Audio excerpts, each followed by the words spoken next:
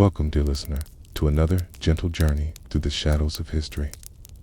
Tonight, we invite you to settle back, perhaps pull a soft blanket closer, and allow your mind to drift into the gaslit streets and ornate parlors of the Victorian era. You are safe here in your comfortable present, wrapped in the certainty of food safety regulations and medical knowledge. As we explore a time when a simple drink could conceal deadly secrets within its sparkling depths. The Victorians lived in an age of remarkable innovation and terrible ignorance, where the same ingenuity that built railways and telegraph lines also created beverages that could slowly poison those who consumed them. Imagine yourself stepping through the heavy wooden doors of a Victorian tavern, the air thick with pipe smoke and the warm scent of ale, unaware that the very libations being poured might contain substances we now know to be lethal.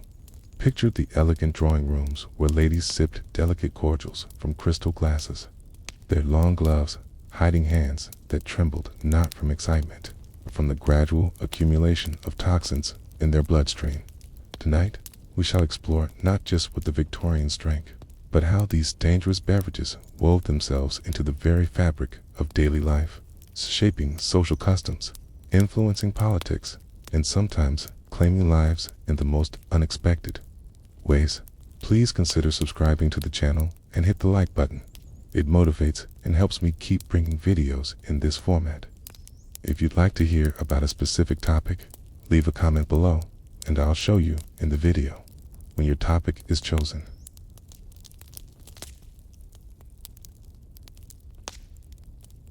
The pale morning light filters through the grimy windows of a Victorian terrace house, casting long shadows across the worn wooden floors. It is 6:30 on a Tuesday morning in 1875, and Mrs. Eleanor Whitmore begins her day as countless women across Britain do by preparing the morning tea that will sustain her family through the long hours ahead.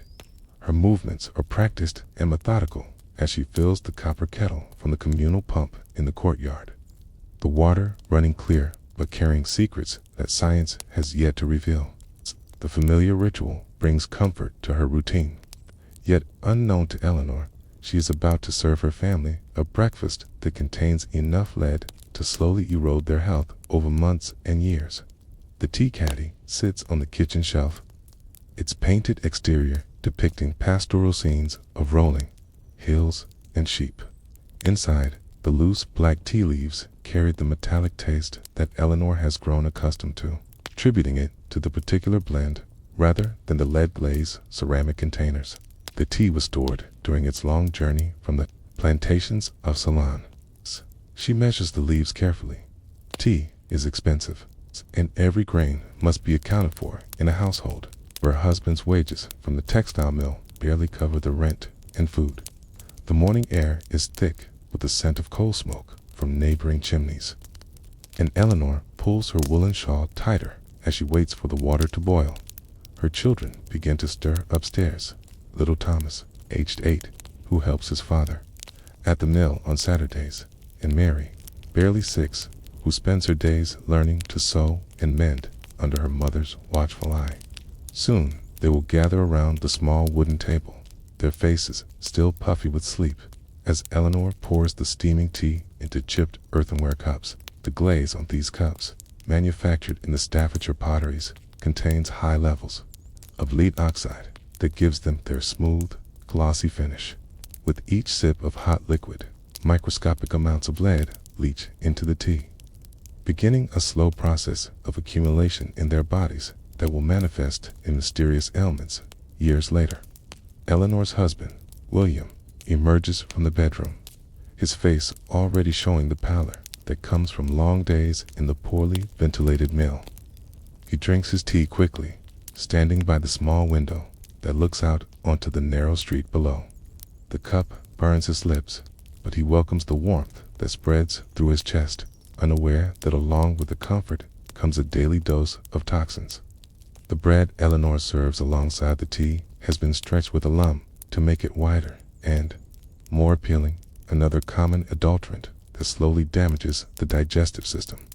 Even the milk, when they can afford it, carries its own dangers, often diluted with water from contaminated sources or treated with borax to prevent spoilage.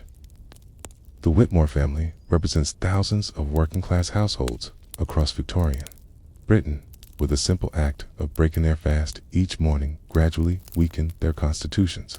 Eleanor sometimes wonders why little Thomas seems so listless lately, why his appetite has diminished, and why he complains of stomach pains that keep him awake at night. She attributes these symptoms to the general hardships of their circumstances, never suspecting that their daily tea ritual is slowly poisoning her beloved son. The morning light grows stronger now, illuminating the steam that rises from their cups like incense in a cathedral of unknowing sacrifice. As William prepares to leave for the mill, he takes a final gulp of tea and kisses Eleanor's cheek. His breath carries the metallic temps that has become so familiar she no longer notices it. The children finish their meager breakfast and begin their morning chores, Thomas fetching coal from the cellar, Mary helping to clear the table.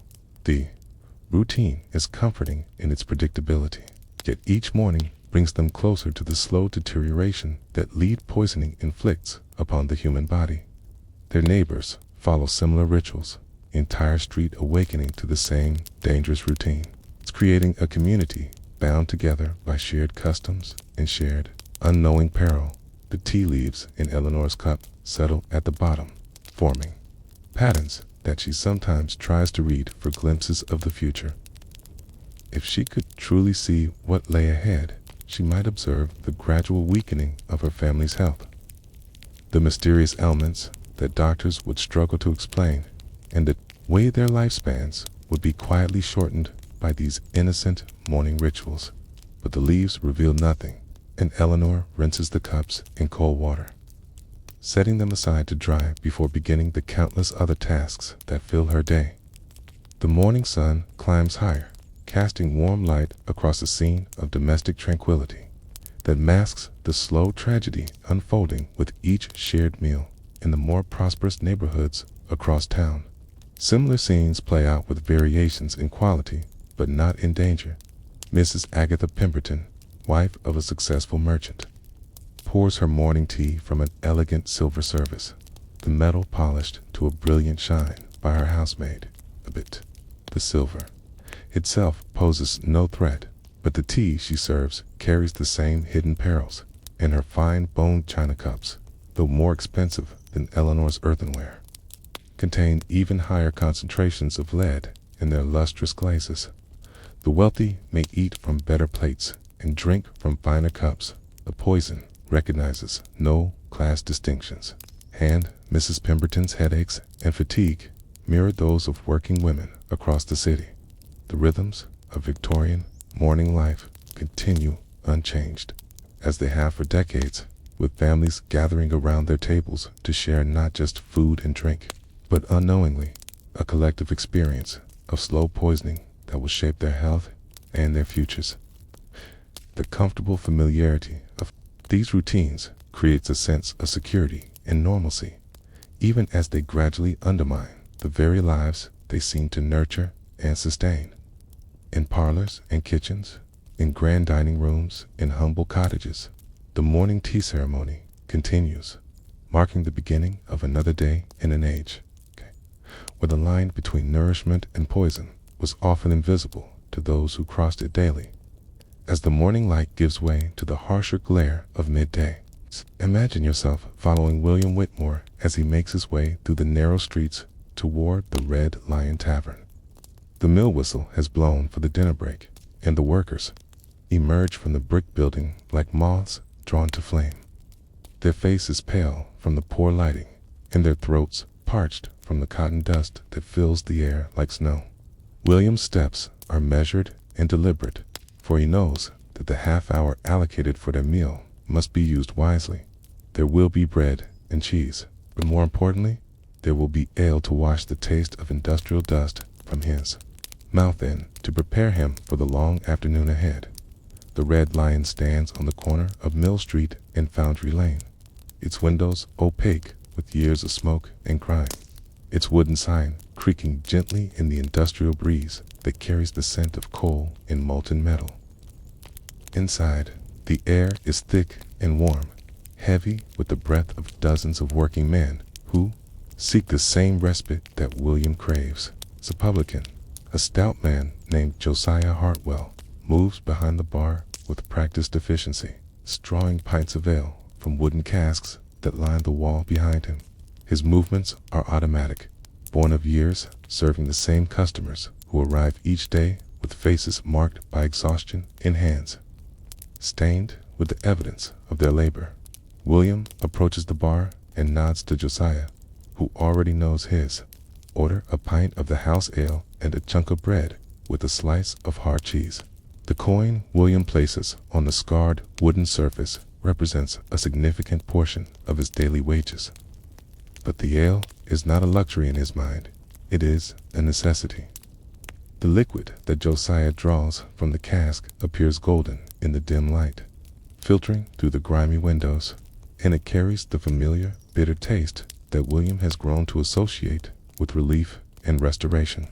What William does not know, what none of the men crowding around the small tables could know, is that their daily refuge contains adulterants that make their already difficult lives incrementally more dangerous. The ale that fills William's pewter mug has been stretched by the brewery with water from the local river, the same waterway that receives the effluent from textile mills, tanneries, and the primitive sewage systems of the growing industrial town.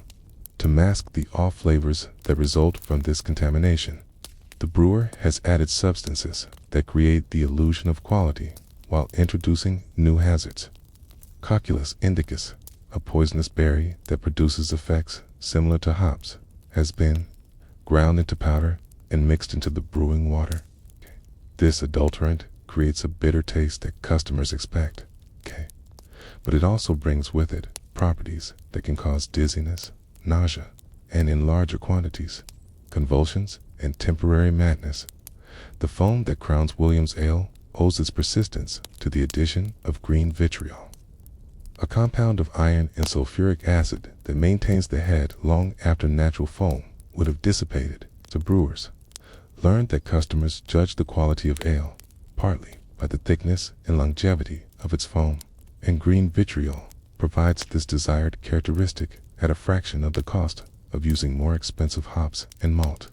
As William lifts the mug to his lips, he unknowingly introduces iron sulfate into his digestive system, adding to the burden of metallic compounds that his body struggles to process and eliminate. Around him, his fellow workers engage in the quiet conversations that mark their brief respite from the grinding routine of industrial labor. Tom Fletcher, who operates one of the large spinning frames, complains of the persistent headaches that have plagued him for months. His friend, George Morrison, nods sympathetically, mentioning his own struggles with dizzy spells that sometimes cause him to stumble while tending his machinery. Neither man connects these symptoms to their daily consumption of adulterated ale, instead attributing their ailments to the general hardships of their working conditions and the natural effects of aging in bodies subjected to constant physical strain. The bread they eat alongside their ale carries its own hidden dangers, for the white flour has been treated with alum to achieve the pale color that customers prefer over the natural gray of unprocessed grain. The cheese, when it can be afforded, often contains traces of lead chromate used to enhance its golden hue and make it more appealing to the eye. Even the pickled onions that some men choose as a garnish have been preserved in vessels lined with lead-based glazes, adding another layer of metallic contamination to their midday meal. The accumulation of these substances in their bodies proceeds slowly and invisibly, creating a delayed reckoning that will manifest years later in ways that contemporary medicine struggles to understand or treat. Josiah Hartwell, the publican, knows nothing of these chemical adulterants, having purchased his supplies from wholesalers who themselves received goods from distributors. Operating in a complex chain that obscures the origins and composition of what eventually reaches the customer's lips, Josiah judges the quality of his ale by the same criteria his customers use: taste, appearance, and the satisfaction it provides to his regular patrons. When the brewery delivers new casks, he samples the contents with the same palate that has been gradually altered by years of consuming these same adulterated products, creating a cycle where both seller and buyer lose their ability to recognize the pure flavors that should characterize genuine ale. The clock above the bar ticks steadily toward the end of the dinner hour, and William drains the last of his ale, feeling the familiar warmth spread through his chest and the temporary easing of the aches in his shoulders and back. The slight dizziness he experiences he attributes to drinking on a largely empty stomach, not recognizing it as a symptom of the cocculus indicus working its way through his bloodstream. He stands, nods farewell to his companions, and makes his way back toward the mill. His steps slightly unsteady on the uneven cobblestones as William returns to his loom. He carries within his body not just the nourishment he sought, but a cocktail of industrial chemicals and adulterants that will slowly accumulate over the months and years ahead. The ale has served its immediate purpose. It has dulled the sharp edges of his physical discomfort and provided brief social respite from the isolation of industrial labor. But it has also added another day's worth of toxic burden to a system already strained by the environmental hazards of Victorian industrial life. The Red Lion continues to serve its community throughout the long afternoon and into the evening, as workers from different shifts follow the same pattern that William established during the dinner hour. Each pint drawn from the wooden casks carries the same hidden perils, each transaction representing both an immediate comfort and a long-term threat to the health of men who have few other sources of relief in their harsh daily existence. The publican's ledger records the honest exchange of money for goods, but it cannot account for the invisible cost that accumulates in the bodies of his customers. A debt that will be paid not in coins, but in years of life and vitality slowly drained away. The afternoon light filtering through the tavern windows grows softer as the day progresses, casting a warm glow over scenes of camaraderie and respite that have repeated countless times over the years. The familiar sounds of conversation and laughter provide a comforting backdrop to the serious business of earning a living in an industrial age, while the gentle clink of pewter mugs against wooden tables creates a rhythm as steady and reassuring as a heartbeat. Yet beneath this surface of normalcy and comfort, the invisible process of poisoning continues, as reliable and persistent as the daily routines that bring these working men together in search of fellowship and temporary relief from their labors. As the gas lamps begin to flicker to life along the darkening streets, imagine yourself entering the warm sanctuary of the Pemberton household, where the evening ritual of cordials and digestives unfolds with all the ceremony that Victorian society can bestow upon the simple act of drinking. Mrs. Agatha Pemberton, dressed in a gown of deep burgundy silk with intricate beadwork that catches the lamplight, moves through her drawing room with the graceful precision of a woman who has spent decades perfecting the social arts that define her class and station. The room itself speaks of prosperity and refinement. Heavy velvet curtains frame tall windows. Persian carpets muffle footsteps on polished hardwood floors, and crystal decanters arranged on a mahogany sideboard catch and reflect the warm glow of the fireplace. The evening hour between dinner and bedtime represents, for the Victorian middle and upper classes, a time of gentle relaxation, when the day's business concerns can be set aside in favor of pleasant conversation and the consumption of carefully chosen beverages designed to aid digestion and promote restful sleep. Mrs. Pemberton's collection of cordials and liqueurs represents not just personal preference, but a pharmacopoeia of substances that contemporary wisdom holds beneficial for various ailments of body and spirit. The bottles themselves are works of art, cut crystal vessels with silver stoppers, ceramic flagons painted with delicate floral motifs, and amber glass containers that filter the lamplight into rich, honeyed hues. Tonight, Mrs. Pemberton selects a bottle of elderflower cordial, its pale golden contents promising the sweet, floral notes that will complement the rich meal her cook has prepared. The recipe for this particular cordial has been passed down through generations of women in her family, each one adding their own refinements to the basic formula of elderflowers, sugar, and spirits. What none of these women could have known is that the lead crystal decanter, in which the cordial has been stored for the past 6 months, has been slowly leaching lead acetate into the liquid, transforming their cherished family recipe into a delivery system for one of history's most insidious poisons. The lead crystal industry of Victorian England prided itself on producing glassware of exceptional clarity and brilliance, achieved by adding lead oxide to the molten glass mixture. The resulting crystal possessed optical qualities that made it highly prized for decorative objects and serving vessels. But it also created containers that gradually dissolved when in contact with acidic liquids. Elderflower cordial, with its natural acidity enhanced by the fermentation process, proved particularly effective at extracting lead from crystal containers, creating concentrations that far exceeded what would be found in the lead-glazed pottery used by working-class families. Mrs. Pemberton pours the cordial into delicate crystal glasses, each one no larger than a teacup, their faceted surfaces creating tiny rainbows as they catch the firelight. She serves her guests tonight, her sister Margaret, and Margaret's daughter, Caroline, a young woman of 18 who has recently returned from finishing school in Switzerland. The conversation flows as smoothly as the cordial, touching on social events, family news, and the gentle gossip that binds their social circle together. Caroline mentions that she has been experiencing persistent headaches since her return from abroad, and her aunt suggests that perhaps the elderflower cordial will provide some relief, as it has traditionally been considered beneficial for nervous ailments. The irony of this recommendation would be apparent to modern observers who understand that the lead acetate dissolved in the cordial would likely worsen Caroline's symptoms rather than alleviate them.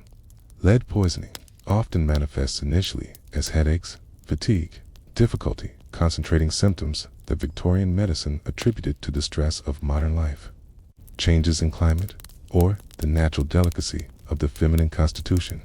The gradual nature of lead poisoning made it nearly impossible for contemporary physicians to connect specific symptoms to particular sources of contamination, allowing families like the Pembertons to continue their poisonous routines for decades without recognition of the true cause of their mysterious ailments. As the evening progresses, Mrs. Pemberton brings out additional bottles from her collection, each one representing a different aspect of Victorian pharmaceutical thinking, translated into alcoholic form. There is a bottle of absinthe, recently acquired during a trip to France, its emerald contents promising exotic pleasures, alongside the wormwood extract that gives the spirit its distinctive bitter flavor and psychoactive properties.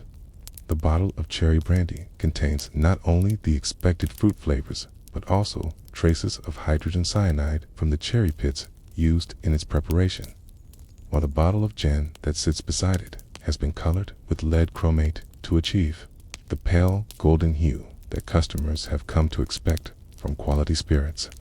The laudanum cordial occupies a place of honor in Mrs. Pemberton's collection, its dark amber contents representing the intersection of medicine and recreation that characterized Victorian attitudes toward mind-altering substances. This particular bottle contains not only the expected opium extract, but also a carefully calibrated mixture of alcohol and various botanical additives designed to mask the bitter taste of the narcotic. Mrs. Pemberton considers laudanum cordial an essential remedy for the various nervous complaints that seem to plague the women of her acquaintance, and she dispenses small glasses of it with the authority of someone who believes herself well-versed in medical matters. Margaret accepts a glass of the laudanum cordial, explaining that she has been troubled by insomnia since her husband's business concerns have grown more pressing. The warm, sweet liquid provides immediate comfort, and she feels the familiar loosening of tension in her shoulders and the gentle clouding of her thoughts that signals the onset of the opium's effects.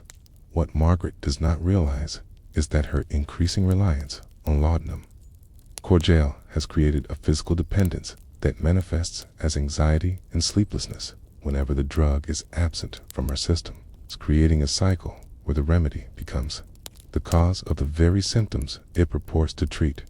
Young Caroline is curious about the adult world she has recently entered, requests a small taste of the absinthe. Despite her mother's gentle protests that such strong spirits are unsuitable for young ladies, Mrs. Pemberton, who remembers her own introduction to the sophisticated pleasures of adult society, pours a tiny amount into a crystal glass and dilutes it with cold water, watching as the clear green liquid transforms into an opalescent cloud. Caroline sips the mixture cautiously, her face reflecting both fascination and distaste as the complex flavors of anise, fennel, and wormwood play across her palate.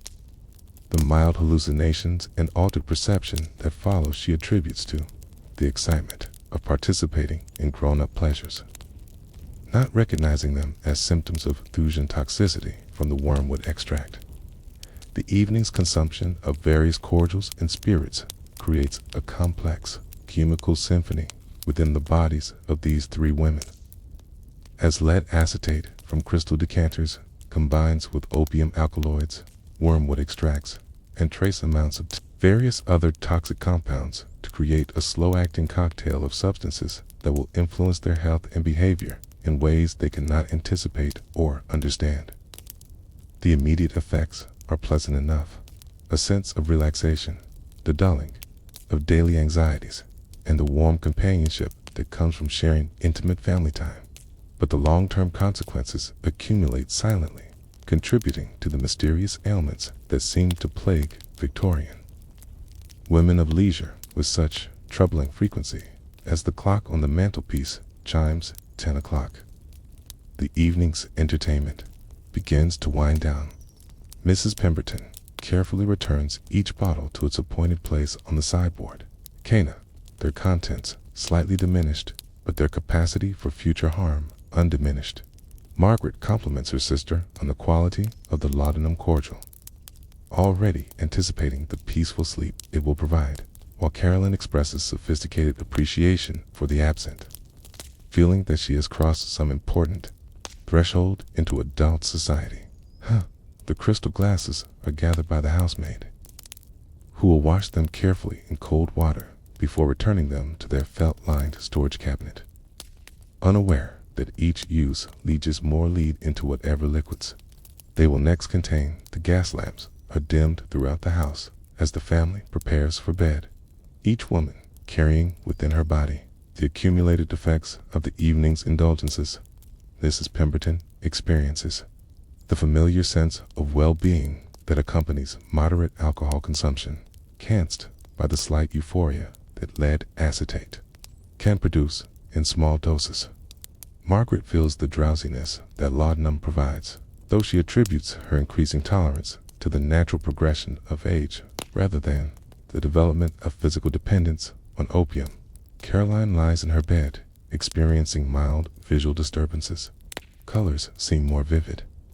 Shadows appear to move at the periphery of her vision, effects she finds intriguing rather than alarming. Not understanding that she has been mildly poisoned by wormwood toxins, the Pemberton household settles into the quiet rhythms of night, the dying embers in the fireplace casting dancing shadows on the walls, while outside the gas street lamps create pools of yellow light along the empty boulevards. In bedrooms throughout the house, 3 generations of women sleep peacefully, their bodies processing the complex mixture of substances they have consumed with such elegant ritual and social pleasure.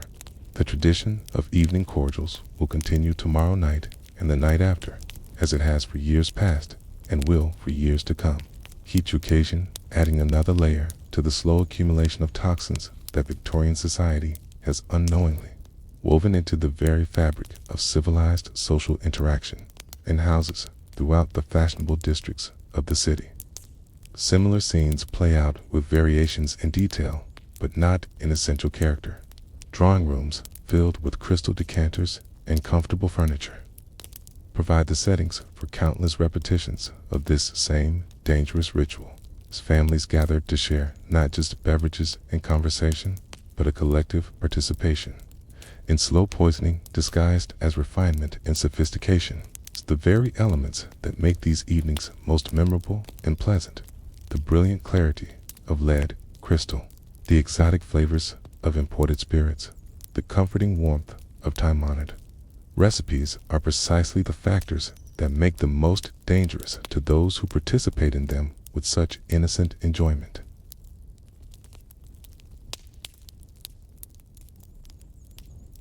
In the gaslit laboratories of London during the 1850s, imagine yourself standing beside a man whose work would eventually save thousands of lives, though his contemporaries regarded him with suspicion and occasional hostility. Dr. Arthur Hill Hazel, a physician and microscopist whose gentle demeanor masked an iron determination to expose the truth about food and drink adulteration, bent over his microscope in the cramped quarters of his Wimpole Street laboratory, examining samples that would make a modern food scientist recoil in horror.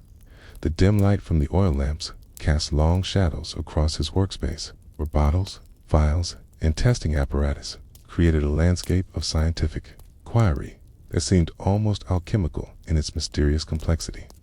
Born in County Cork, Ireland, in 1817, Arthur Hazel had followed a conventional path through medical training at Trinity College, Dublin, where he developed the careful observational skills that would later serve him so well in his revolutionary work. His early career as a physician brought him into contact with patients whose mysterious ailments seemed to defy traditional medical explanation: chronic digestive problems, neurological symptoms, and general weakness that appeared to strike across all social classes, though with different patterns of severity and progression. It was this puzzle of unexplained illness that first drew his attention to the possibility that something in the daily consumption of food and drink might be slowly poisoning the population of Victorian Britain. The moment that changed the trajectory of Hazel's career came in 1850, when he was approached by Thomas Walkley, editor of the Lancet Medical Journal, with a proposition that would have seemed fantastical to earlier generations of physicians. Walkley wanted Hazel to conduct a systematic investigation into the quality and purity of food and beverages sold to the British public, using the new techniques of microscopy and chemical analysis to determine exactly what people were consuming when they purchased bread, milk, tea, coffee, alcohol, and other staples of daily life. The project would require years of painstaking work, considerable personal risk, the development of entirely new methods for detecting adulterants and contaminants. Hazel's laboratory became a theater of systematic poisoning, as he deliberately consumed measured quantities of adulterated foods and beverages to document their effects on the human body. His methodology was simple but dangerous. He would obtain samples of commonly sold items from markets, shops, and vendors throughout London, subject them to microscopic and chemical analysis to identify their true composition, and then test their physiological effects through careful self-experimentation. The courage required for this approach cannot be overstated, as Hazel had no way of knowing which substances might prove immediately lethal and which would cause only gradual harm over time. His investigation into coffee revealed that most of what Londoners consumed under that name contained significant quantities of chicory, roasted wheat, and ground acorns, along with more troubling adulterants, including burnt sugar, colored with lead, chromate, and various vegetable dyes that contained toxic compounds. When Hazel consumed these coffee substitutes in the quantities that ordinary customers might use over the course of a week, he experienced headaches, digestive upset, and a persistent metallic taste that lingered for days after each experiment. The lead chromate, used to enhance the brown color of roasted coffee substitutes, proved particularly problematic, causing symptoms that Hazel carefully documented in his laboratory notebooks: tremors in his hands, difficulty concentrating, and a general sense of malaise that he recognized as early signs of lead poisoning. The tea samples that Hazel obtained from London merchants revealed an even more disturbing picture of systematic adulteration. Genuine tea leaves comprised only a fraction of what was sold as tea, with the remainder consisting of used tea leaves that had been re-dried and colored. Leaves from entirely different plants, including ash, elder, and even poisonous species, and various artificial colorings designed to make inferior products appear fresh and valuable.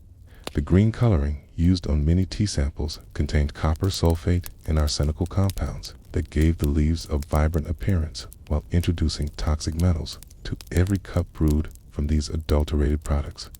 Hazel's most harrowing experiments involved the systematic testing of alcoholic beverages, where he discovered that virtually every type of drink sold to the public contained adulterants that ranged from merely fraudulent to actively dangerous.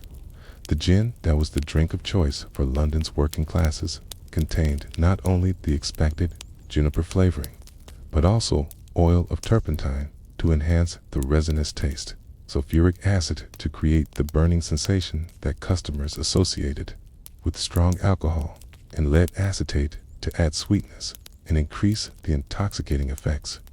When Hazel consumed these adulterated spirits in quantities that matched typical working-class consumption patterns, he experienced not only intoxication, but also symptoms of multiple forms of poisoning, the abdominal, cramping, and neurological effects of lead poisoning, the respiratory distress caused by turpentine vapors, and the chemical burns to his digestive tract from sulfuric acid.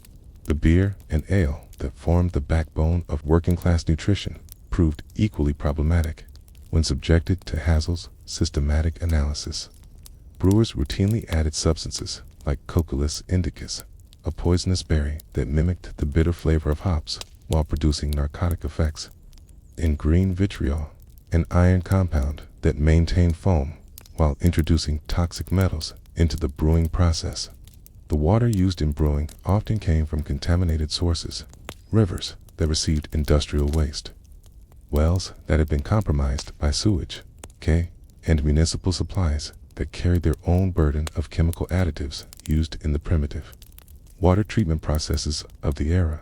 Hazel's investigation into wine revealed perhaps the most sophisticated forms of fraud and adulteration, as unscrupulous merchants had developed elaborate methods for creating fake vintages using industrial chemicals and toxic colorings. Cheap wines were enhanced with lead acetate to add sweetness and improve their perceived quality, while artificial colorings derived from coal, tar, and heavy metals gave ordinary spirits the appearance of aged products. The port wine that graced the tables of prosperous Victorian families often contained more artificial ingredients than genuine grape products, with some samples showing concentrations of lead that exceeded levels found in paint pigments of the same era. The personal cost of these investigations gradually became apparent in Hazel's declining health, as years of deliberate exposure to toxic substances began to take their toll on his constitution. His laboratory journals record increasing instances of illness, severe headaches that lasted for days, episodes of nausea and vomiting that left him unable to work, periods of confusion and memory loss that he attributed to the cumulative effects of lead and other heavy metals in his system. His assistants often found him collapsed over his microscope, overcome by the vapors from the chemicals he was testing, or suffering from the delayed effects of substances he had consumed days earlier. Despite these personal hardships, Sell continued his work with remarkable dedication, driven by his growing understanding of the scale of the public health crisis that food and drink adulteration represented. His laboratory became a repository of evidence that would eventually force Parliament to confront the reality that British consumers were being systematically poisoned by the very merchants they trusted to provide wholesome nourishment. The bottles and vials that lined his shelves contained not just scientific specimens, but proof of a system of commercial fraud that operated on a scale so vast that it had become normalized within the marketplace. The publication of Hazel's Findings in the Lancet created a sensation that reverberated through Victorian society, challenging fundamental assumptions about the reliability of commercial food and drink suppliers. His detailed descriptions of adulterated products, complete with microscopic illustrations and chemical analyses, provided irrefutable evidence that consumers could not trust their own senses to detect dangerous substances in their daily consumption. The carefully rendered drawings that accompanied his articles showed readers exactly what they were consuming: tea leaves mixed with used tea and colored with toxic dyes, coffee grounds extended with burnt grain and poisonous colorings, and alcoholic beverages that contained more industrial chemicals than natural ingredients. The resistance that Hazel encountered from established commercial interest demonstrated the enormous economic stakes involved in food and drink adulteration. Merchants, brewers, and food manufacturers launched coordinated attacks on his credibility, questioning his methods, disputing his findings, and attempting to discredit his work through personal attacks and professional sabotage. The fact that Hazel persisted in his investigations despite this organized opposition speaks to both his scientific integrity and his moral courage. He understood that the health of the entire population depended on exposing these dangerous practices, regardless of the personal and professional costs involved. As the winter of 1855 settled over London, imagine yourself in the cluttered office of the Lancet, where Thomas Wackley and Arthur Hazel prepared to publish what would become one of the most explosive series of articles in Victorian journalism. The room was filled with the acrid smell of ink and the rustle of paper as typesetters worked through the night to prepare Hazel's findings for publication. The lamplight flickered across tables laden with evidence, hundreds of samples of adulterated foods and beverages, microscopic slides revealing shocking contamination, and chemical analyses that would shake the foundations of British commerce. Hazel himself sat hunched over his final manuscript, his handwriting becoming increasingly erratic as the lead. Poisoning from his years of self-experimentation began to affect his motor control. The first article in what would become known as the Lancet Analytical Sanitary Commission appeared on January 6, 1855, with a simple but devastating headline: Coffee and Its Adulterations. Hazel's methodical destruction of public assumptions about food purity began with a substance that millions of Britons consumed daily, believing they were purchasing pure coffee beans from exotic tropical plantations. His microscopic analysis revealed that of 49 samples purchased from respectable London merchants, only 3 contained pure coffee. The remainder consisted of chicory, roasted grain, burnt sugar, and various artificial colorings, with some samples containing less than 10% actual coffee. The public reaction was immediate and intense. Its readers discovered that their morning ritual of coffee consumption had been, for years, an unwitting participation in systematic fraud. Letters poured into the Lancet's offices from physicians reporting mysterious ailments in their patients that suddenly made sense when viewed through the lens of chronic poisoning from adulterated beverages. Dr. Margaret Thornton, one of the few female physicians practicing in London, wrote to describe a pattern of neurological symptoms among her middle-class patients that perfectly matched Hazel's documented effects of lead chromate poisoning from coffee adulterants. The coffee merchants of London responded with fury to Hazel's revelations, forming what they called the Pure Coffee Association to challenge his findings and protect their commercial interests. They hired their own chemists to dispute his analyses, funded pamphlets that questioned his methodology, and even resorted to personal threats against both Hazel and Wackley. The economic stakes were enormous. The coffee trade represented millions of pounds in annual commerce, and the profit margins depended heavily on the ability to extend expensive imported beans with cheap local substitutes and chemical enhancers. Hazel's second major investigation focused on tea, that most sacred of British beverages, and the results proved even more shocking than his coffee revelations.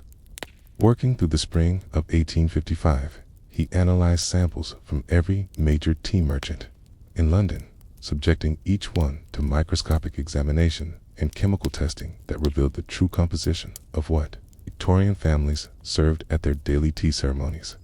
The green teas that commanded premium prices often contained no tea leaves at all, consisting instead of used black tea leaves that had been recolored with a mixture of Prussian blue, turmeric, and gypsum to create the appearance of fresh green tea. The most disturbing discovery in Hazel's tea investigation was the widespread use of copper carbonate and copper sulfate to enhance the green color of tea leaves, creating products that contained enough copper to cause serious poisoning in regular consumers. When Hazel tested these teas on himself, consuming them in the quantities that a typical middle-class family might use over the course of a week, he experienced severe abdominal cramping, metallic taste, and a characteristic blue-green discoloration of his gums that indicated copper poisoning. His laboratory notes from this period show handwriting that becomes increasingly shaky and illegible as the copper accumulated in his nervous system. The tea merchant's response to Hazel's investigation was swift and coordinated, demonstrating the sophisticated nature of the adulteration industry that had developed to serve British consumers. Rather than denying the presence of adulterants, many merchants argued that their customers actually preferred the enhanced colors and flavors that chemical additives provided, and that pure tea would seem bland and unappealing to palates that had been trained to expect artificially enhanced products. This defense revealed the extent to which adulteration had become normalized within British commerce, creating a system where fraud was justified as customer service. Hazel's investigation into alcoholic beverages produced evidence that would eventually lead to some of the most significant legal reforms of the Victorian era. His analysis of gin samples revealed that virtually every bottle sold in London contained dangerous levels of methanol, lead acetate, and sulfuric acid, along with oil of turpentine and other industrial solvents, used to create the burning sensation that customers associated with strong spirits. The working-class districts where gin consumption was highest showed patterns of illness that perfectly correlated with Hazel's documented effects of these adulterants: high rates of blindness from methanol poisoning, neurological disorders from lead exposure, and digestive ailments from acid contamination. The beer investigation revealed an industry that had systematically replaced traditional brewing ingredients with chemical substitutes that provided similar flavors at a fraction of the cost, while introducing serious health hazards. Cocculus indicus, the poisonous berry used to replace hops, was found in virtually every sample of ale tested, along with green vitriol, alum, and various other substances that created the appearance and taste of properly brewed beer while slowly poisoning those who consumed it regularly. Hazel's documentation of these practices included detailed descriptions of the symptoms he experienced during his testing episodes of delirium from Cocculus indicus, iron poisoning from green vitriol, and the cumulative effects of consuming multiple adulterants simultaneously. The wine trade presented perhaps the most sophisticated forms of fraud that Hazel encountered in his investigations. Unscrupulous merchants had developed elaborate processes for creating fake vintages using industrial alcohol, artificial colorings, and chemical flavorings that could fool even experienced wine connoisseurs. The port wines served at respectable dinner parties often contained more lead acetate than grape juice, while the champagne that celebrated important occasions frequently consisted of carbonated water mixed with industrial alcohol and flavored with chemical compounds that had never seen a vineyard. Hazel's methodology for exposing wine fraud involved not only chemical analysis, but also careful documentation of the physical effects of consuming these products. His testing of fake port wines produced symptoms of lead poisoning so severe that he was frequently unable to work for days after each experiment, experiencing hallucinations, severe abdominal pain, and temporary paralysis that demonstrated the extreme toxicity of these products. His assistants began to express serious concerns about the cumulative effects of his research. Noting that his health had declined dramatically over the years of investigation, the publication of Hazel's wine investigation in The Lancet created a scandal that reached the highest levels of British society. Its readers discovered that the wine cellars of the wealthy contained the same fraudulent and dangerous products that were sold to working-class consumers. The revelation that lead-poisoned wine was served at fashionable dinner parties and social gatherings exposed the democratic nature of commercial fraud. Adulterators made no distinctions based on social class, poisoning rich and poor alike in their pursuit of profit. The commercial interest threatened by Hazel's work responded with increasingly desperate measures to discredit his findings and preserve their profitable adulteration practices. Wine merchants hired teams of lawyers to challenge his methodology in court, while brewery owners funded medical studies designed to contradict his conclusions about the health effects of their additives.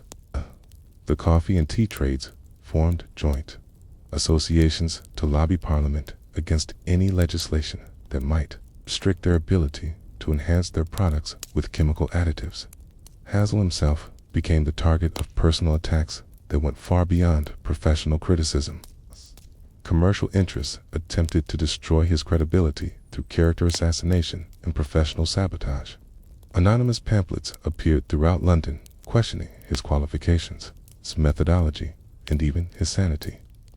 While his medical practice suffered as patients were warned away by rumors that his investigations had driven him to madness. The irony was that some of these rumors contained grains of truth. The cumulative effects of years of deliberate poisoning had indeed affected Hazel's mental faculties, though not in the ways his enemies suggested.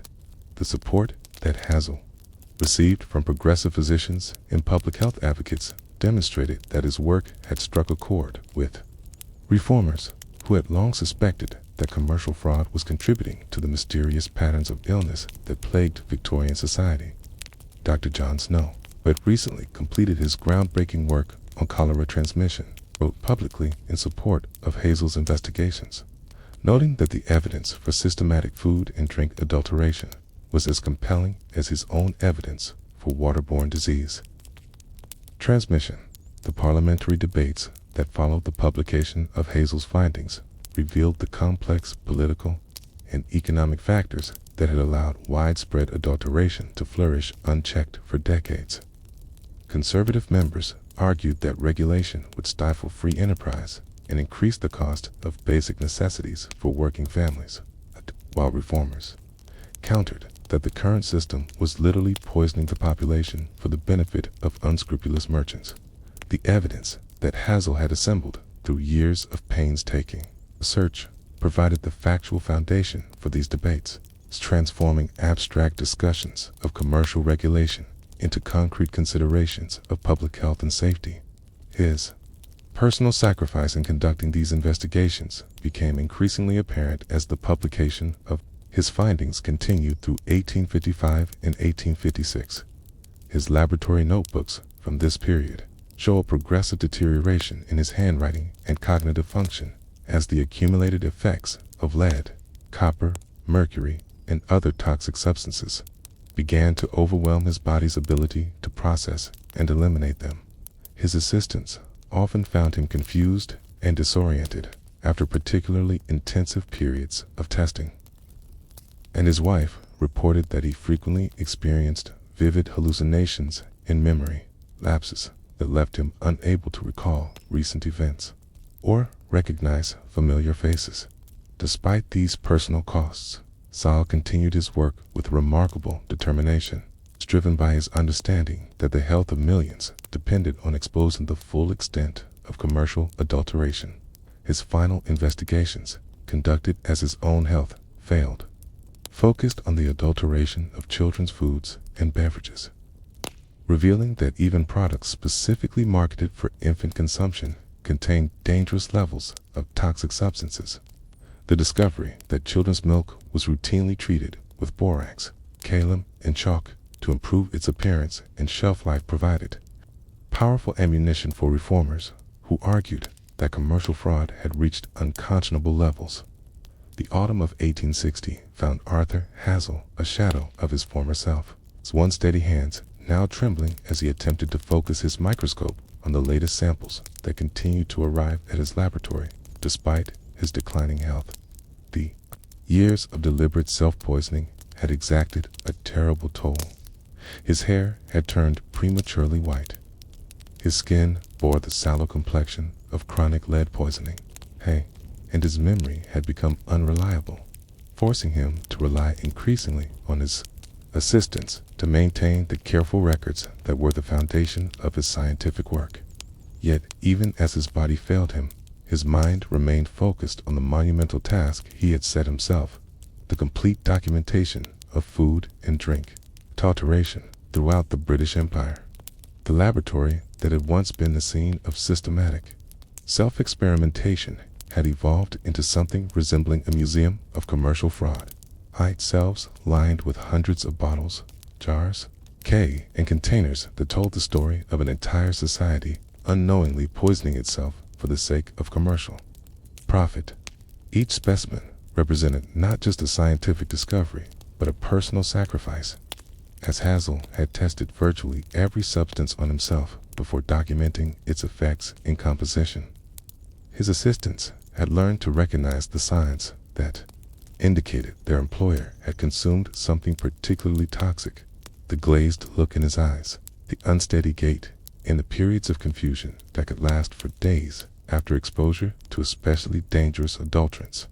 The publication of Hazel's final major investigation in 1860 focused on what he termed the systematic poisoning of the poor, documenting how the most dangerous adulterants were concentrated in products sold to working-class consumers who could not afford pure foods and beverages.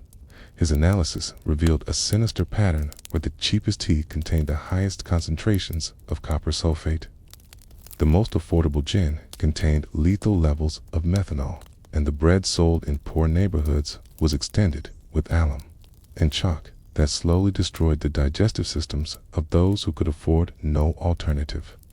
This investigation required Hazel to venture into the worst slums of London, purchasing samples from vendors who operated in conditions that appalled even his scientific sensibilities. The gin shops of Whitechapel and Bethnal Green provided Hazel with samples that represented the absolute nadir of commercial adulteration. Beverages that contained so little genuine alcohol that they relied entirely on industrial solvents and toxic additives to create the illusion of intoxication. His chemical analysis of these products revealed concentrations of methanol that would cause immediate blindness in anyone who consumed them regularly, along with lead levels that exceeded those found in house paint. When Hazel tested these products on himself in carefully measured doses, he experienced temporary blindness, severe neurological symptoms, and periods of delirium that left his assistants fearing for his life. The beer sold to the poorest workers contained adulterants that Hazel had never encountered in his earlier investigations: industrial byproducts from gasworks, chemical waste from textile mills, some substances so toxic that his laboratory equipment could barely detect their composition. The brewers who served this market had apparently abandoned any pretense of producing actual beer, instead creating chemical cocktails designed to produce intoxication at the lowest possible cost. Hazel's consumption of these products during his testing produced symptoms so severe that he was unable to work for weeks at a time, experiencing organ failure that nearly killed him on several occasions. The response to this final investigation revealed the true moral bankruptcy of the adulteration industry, as merchants and manufacturers argued that poor consumers deserved whatever quality they could afford, and that expecting pure food and drink was an unrealistic luxury for the working classes. This argument exposed the class-based nature of commercial fraud, where adulterators felt free to poison the poor while maintaining higher standards for wealthy customers, who could demand better quality and had the resources to seek legal redress if they were cheated. The political impact of Hazel's work began to manifest in parliamentary debates that took on an increasingly urgent tone as the evidence of systematic poisoning became impossible to ignore.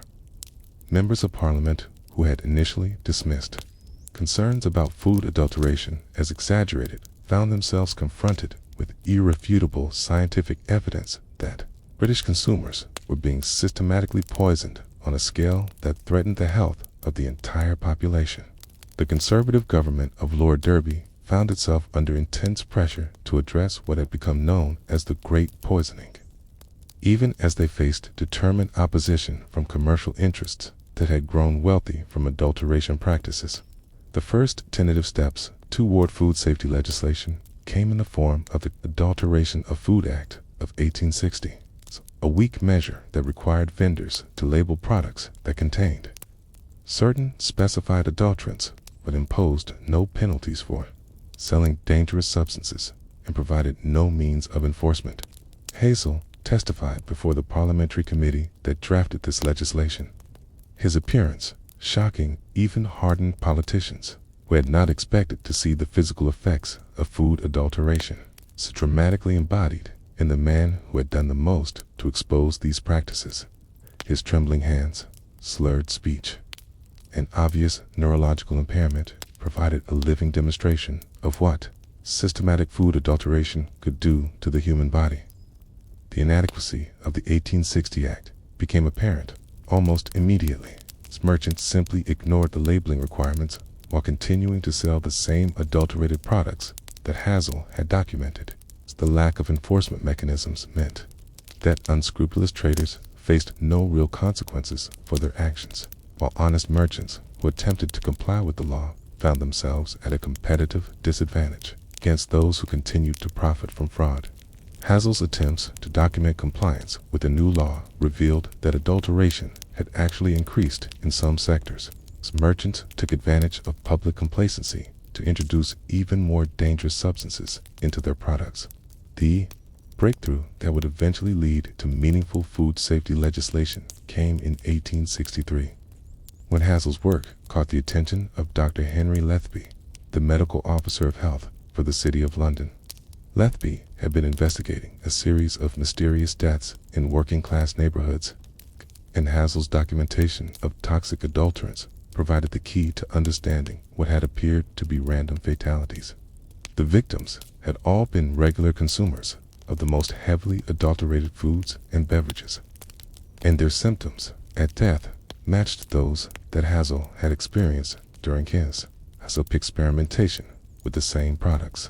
The collaboration between Hazel and Lethby produced a comprehensive report that documented not only the presence of toxic adulterants in common foods and beverages, but also their direct connection to patterns of disease and death throughout London. This report, submitted to Parliament in 1864, provided the first clear statistical evidence that food adulteration was killing British citizens on a massive scale, with death rates in areas where adulterated products were most common exceeding those in neighborhoods where residents could afford purer foods. The political impact of this evidence proved impossible to ignore, as it demonstrated that commercial fraud was not merely cheating consumers, but actively murdering them. The final version of the 1875 Act represented a compromise between the comprehensive regulation that reformers demanded and the minimal interference that commercial interests would accept. It established the principle that the government had both the right and the responsibility to protect consumers from dangerous food and drink adulterants. The Act created a system of public analysts who would test products for adulteration, established penalties for selling dangerous substances, and provided legal remedies for consumers who had been poisoned by fraudulent products. While far from perfect, the legislation represented a fundamental shift in the relationship between commerce and public health. The international impact of Hazel's work extended throughout the British Empire and beyond, as other countries grappled with similar problems of food adulteration and sought solutions based on the British experience. The analytical methods that Hazel had developed were adopted by food safety agencies in Europe, North America, and Australia, while his documentation of the health effects of various adulterants became the foundation for international standards governing food and beverage purity. The scientific principles he had established through years of dangerous self-experimentation became the basis for food safety regulations that protected millions of consumers worldwide. The modern food safety system, with its complex network of regulatory agencies, laboratory testing facilities, and legal frameworks, traces its origins directly to the work that Arthur Hill Hazel conducted in his cramped London laboratory during the 1850s and 1860s. Every food safety inspection, every chemical analysis of commercial products, and every regulation that protects consumers from dangerous adulterants represents a continuation of the work that Hazel began when he first placed adulterated coffee under his microscope and decided to document what he found, regardless of the personal cost. His legacy lives on not only in the institutions he helped create, but in the fundamental principle that commerce must serve the public health rather than exploit it for private gain.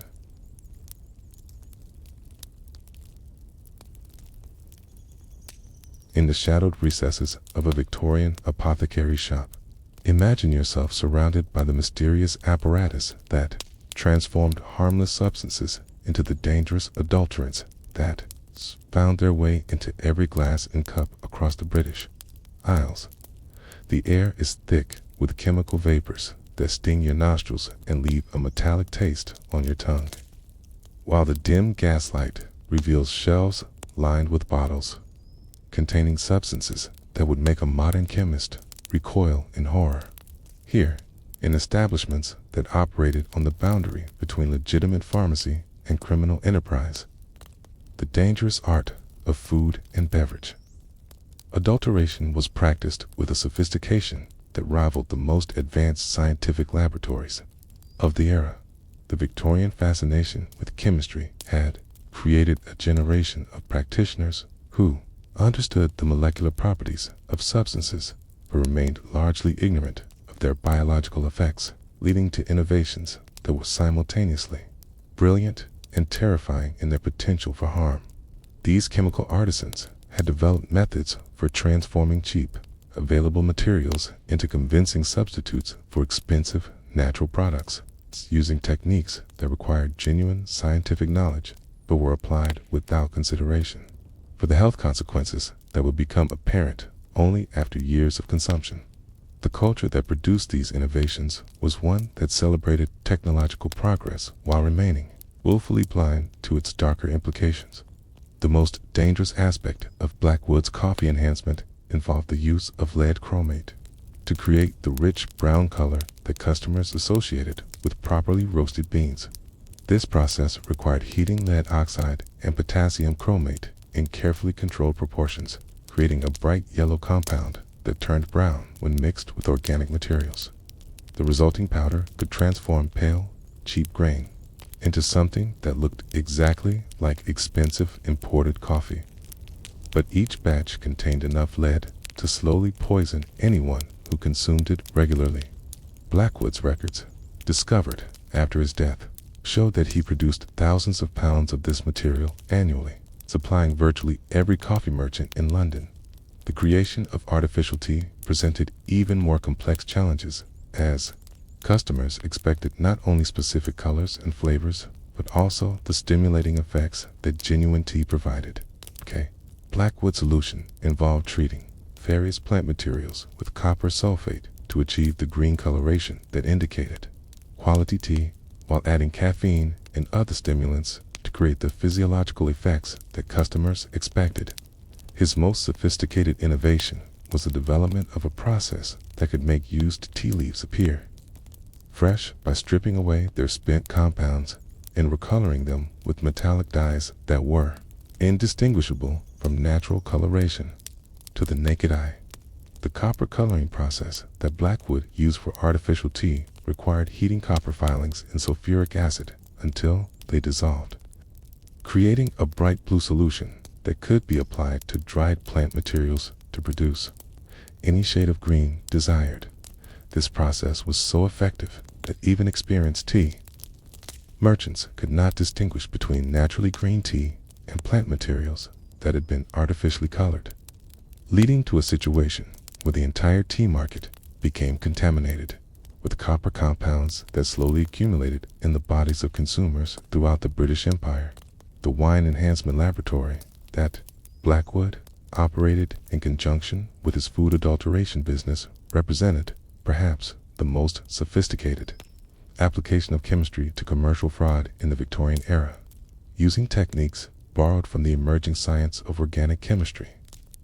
He could transform industrial alcohol into convincing imitations of expensive vintages by adding specific combinations of organic acids, esters, and aromatic compounds that replicated the complex flavor profiles of aged wines. His cellar contained hundreds of bottles of artificial vintages, each one labeled with fictitious dates and vineyard names that suggested decades of careful aging. The lead acetate that Blackwood added to his artificial wines served multiple purposes. It enhanced sweetness, improved the mouthfeel that customers associated with quality products, created a subtle, intoxicating effect that was distinct from simple alcohol consumption. The process of creating lead acetate required dissolving metallic lead in acetic acid, a procedure that filled his laboratory with toxic vapors while producing a colorless compound that could be added to virtually any beverage without detection. His notebooks record experiments with different concentrations of lead acetate, documenting the optimal levels needed to create the desired effects while remaining below the threshold that cause immediate poisoning. The cultural context that allowed chemists like Blackwood to operate with impunity reveals the Victorian faith in technological progress that blinded society to the potential dangers of chemical innovation. The same scientific optimism that drove legitimate advances in medicine, industry, and agriculture also created an environment where dangerous experimentation was celebrated as evidence of human ingenuity and commercial enterprise. The notion that chemistry could improve upon nature was so deeply embedded in Victorian thinking that few questioned whether these improvements might come at an unacceptable cost to human health. The Guild of Food Adulterators that emerged during the 1850s operated according to an informal code that regulated competition while protecting trade secrets that could be worth enormous sums to those who possessed them. Blackwood's correspondence with other practitioners reveals a sophisticated network of chemists who shared information about new techniques while carefully guarding their most profitable innovations from competitors. These letters, written in a mixture of chemical terminology and commercial slang, document the development of increasingly dangerous adulterants as practitioners came to create products that were more convincing and more profitable than those offered by their rivals. The archaeological evidence of Victorian adulteration practices, preserved in the remains of laboratories and factories that supplied the trade, provides insight into the scale and sophistication of this industry that few contemporary observers fully understood. Excavations at the site of Blackwood's laboratory, conducted in the 1960s, revealed equipment and chemical residues that demonstrated the advanced techniques used to create artificial food and beverage products. The soil samples taken from the site contained concentrations of lead, mercury, copper, and other toxic metals that exceeded modern safety standards by factors of hundreds or thousands, indicating that the laboratory had processed enormous quantities of these dangerous substances over its years of operation. The bottles and containers found in Victorian-era refused dumps tell their own story of systematic adulteration as archaeological analysis reveals the presence of chemical compounds that had no legitimate purpose in food and beverage production. Glass fragments from gin bottles show traces of methanol and lead acetate, while pottery shards from tea containers revealed the copper compounds used to create artificial coloration. These archaeological findings provide objective evidence of practices that contemporaries often dismissed as exaggerated rumors or the complaints of disgruntled competitors. The archaeological investigation of Victorian industrial sites continues to reveal new evidence about the scale and sophistication of adulteration practices. As modern analytical techniques allow researchers to identify chemical compounds that were invisible to 19th century investigators, soil samples from brewery sites show evidence of systematic contamination with industrial waste products that were apparently used as brewing additives, while excavations at distillery locations revealed the presence of methanol and other toxic substances that have no legitimate role in alcohol production. These findings suggest that the adulteration practices documented by reformers like Lassalle may have represented only the visible portion of a much larger industry devoted to the systematic poisoning of the British population.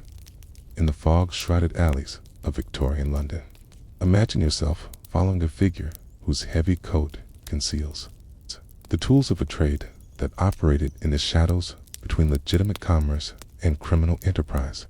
Mr. Edmund Grimsby, master of what practitioners call the Enhancement arts, makes his way through the narrow passages behind Fleet Street toward a meeting that will determine the fate of thousands of unsuspecting consumers throughout the British Isles.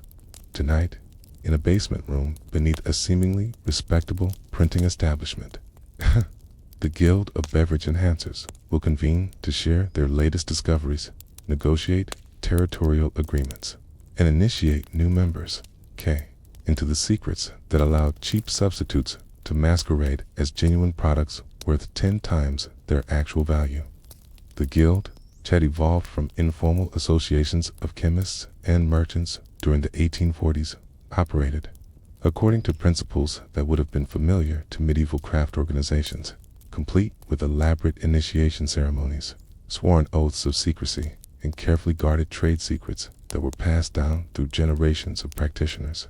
The members who gathered in these clandestine meetings represented every aspect of the food and beverage trade: chemists who created the adulterants, wholesalers who distributed them, retailers who sold the finished products, and even corrupt officials who ensured that enforcement of purity laws remained lax enough to allow profitable operations to continue.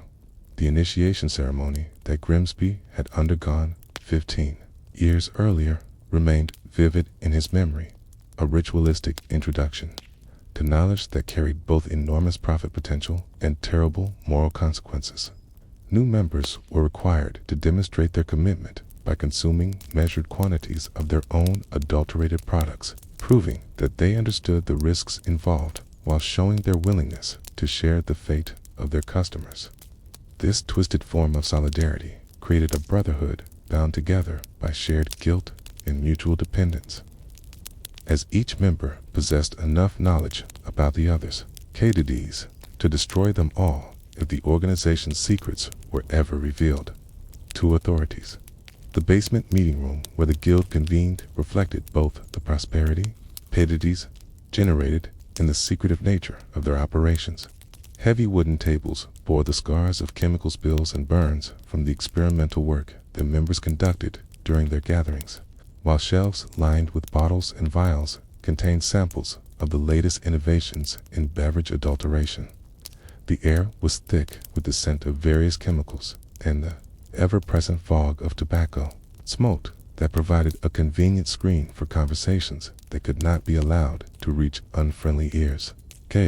Gas lamps provided just enough illumination to conduct business while maintaining the shadows that members preferred for their liberations. Tonight's agenda focused on what guild members called the copper tea crisis, a situation that had developed when several prominent physicians began connecting the green coloration of popular tea brands with the mysterious copper poisoning symptoms that were appearing throughout London's middle-class neighborhoods. Dr. Margaret Thornton's published observations about the correlation between copper-colored tea consumption and neurological disorders had created what the Guild considered a serious threat to one of their most profitable operations, requiring immediate action to protect both their commercial interests and their physical safety from increasingly suspicious authorities. The solution proposed by Grimsby involved a sophisticated campaign of misdirection that would have impressed contemporary political strategists with its complexity and cynical effectiveness. rather than abandoning the profitable practice of copper coloring tea. The Guild would fund competing medical studies that attributed the observed symptoms to other causes: air pollution from industrial activities, contaminated water supplies, and the stress of modern urban life.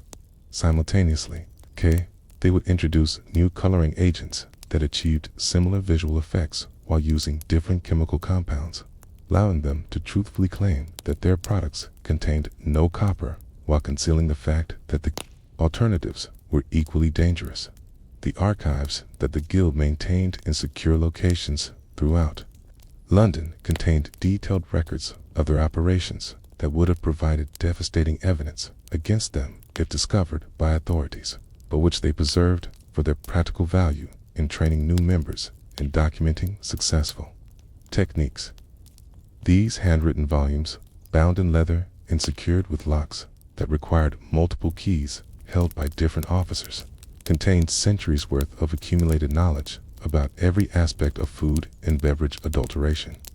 The pages recorded not only chemical formulas and preparation techniques, but also detailed observations about the physiological effects of various adulterants, the optimal concentrations needed to achieve desired results, and the methods for detecting and avoiding the primitive analytical techniques used by contemporary investigators.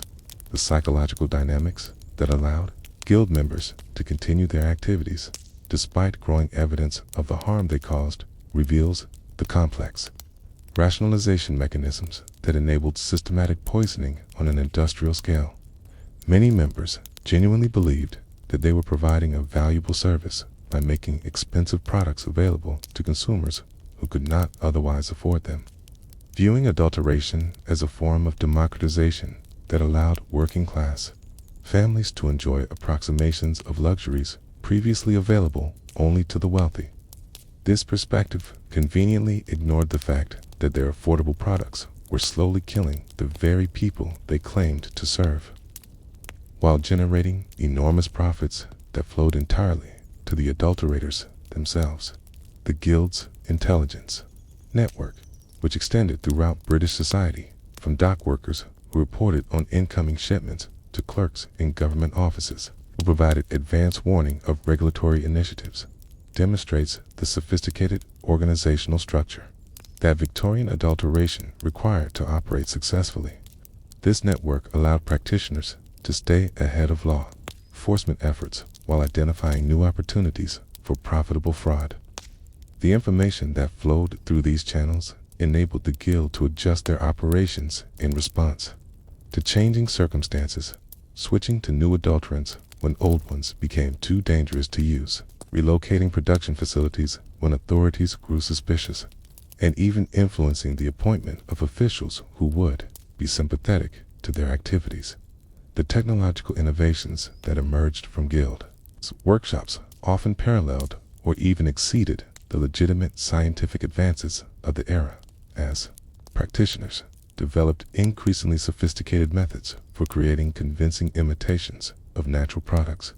The artificial wine laboratory operated by Guild member Heinrich Zimmermann represented the cutting edge of applied chemistry, where industrial alcohol was transformed into convincing replicas of expensive vintages through processes that involved dozens of chemical additions and modifications. Zimmermann's techniques for replicating the complex ester profiles of aged wines required an understanding of organic chemistry that surpassed that of many university professors, though he applied this knowledge to criminal rather than beneficial purposes. The legacy of Victorian drink enhancement guilds can be traced in the modern food and beverage industry, where some of the techniques developed by these criminal organizations evolved into legitimate practices for improving product quality and shelf life. The difference lies not in the technical methods used, but in the regulatory frameworks that ensure safety and the ethical standards that prioritize consumer welfare over profit maximization. The sophisticated chemical knowledge that Guild members applied to fraudulent purposes laid the groundwork for the legitimate food science that now protects consumers from the very dangers that Victorian adulterators routinely inflicted on their customers.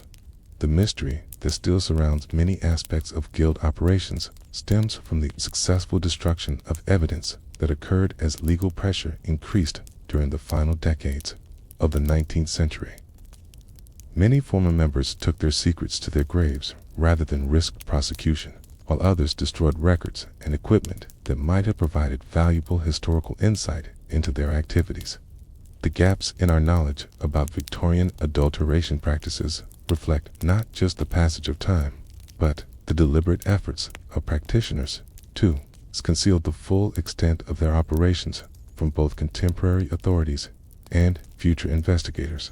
The psychological profiles of guild members, reconstructed from surviving personal documents and court records, reveal individuals who are often highly intelligent and scientifically sophisticated, but who had developed elaborate justification mechanisms that allowed them to ignore the human cost of their activities. Many practitioners maintained detailed journals that recorded their technical innovations alongside casual observations about the symptoms their products caused in consumers, displaying a troubling disconnect between their scientific curiosity and their moral responsibility.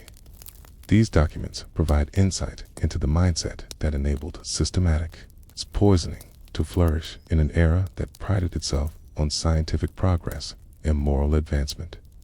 Deep beneath the modern streets of London, in the forgotten cellars and abandoned vaults that honeycombed the ancient city, imagine yourself descending into chambers that hold the preserved remnants of Victorian drinking culture like insects trapped in amber.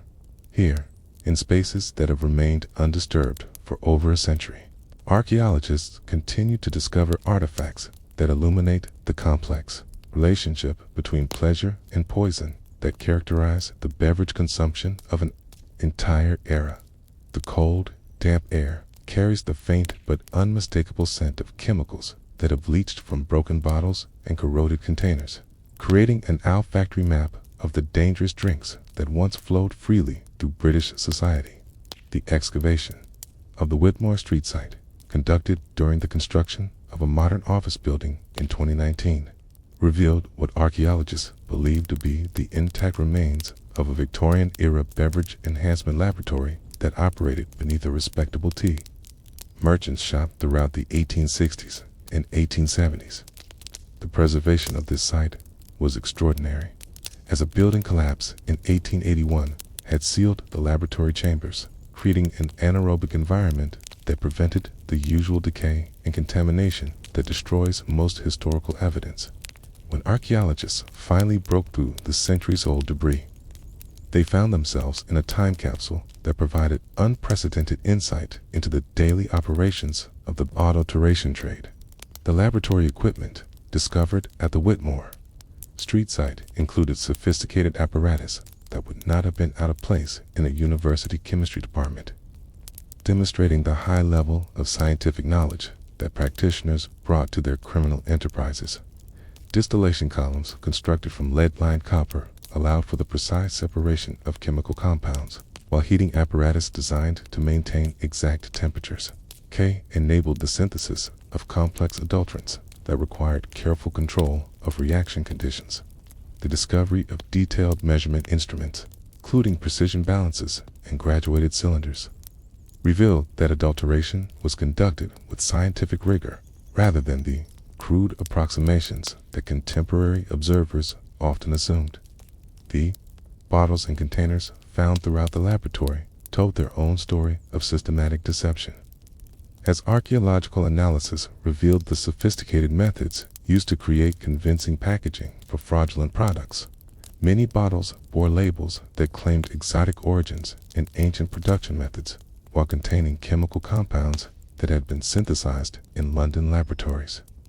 The discovery of printing equipment and stocks of fake labels demonstrated that practitioners had developed comprehensive systems for creating false documentation to support their fraudulent claims about product authenticity and quality.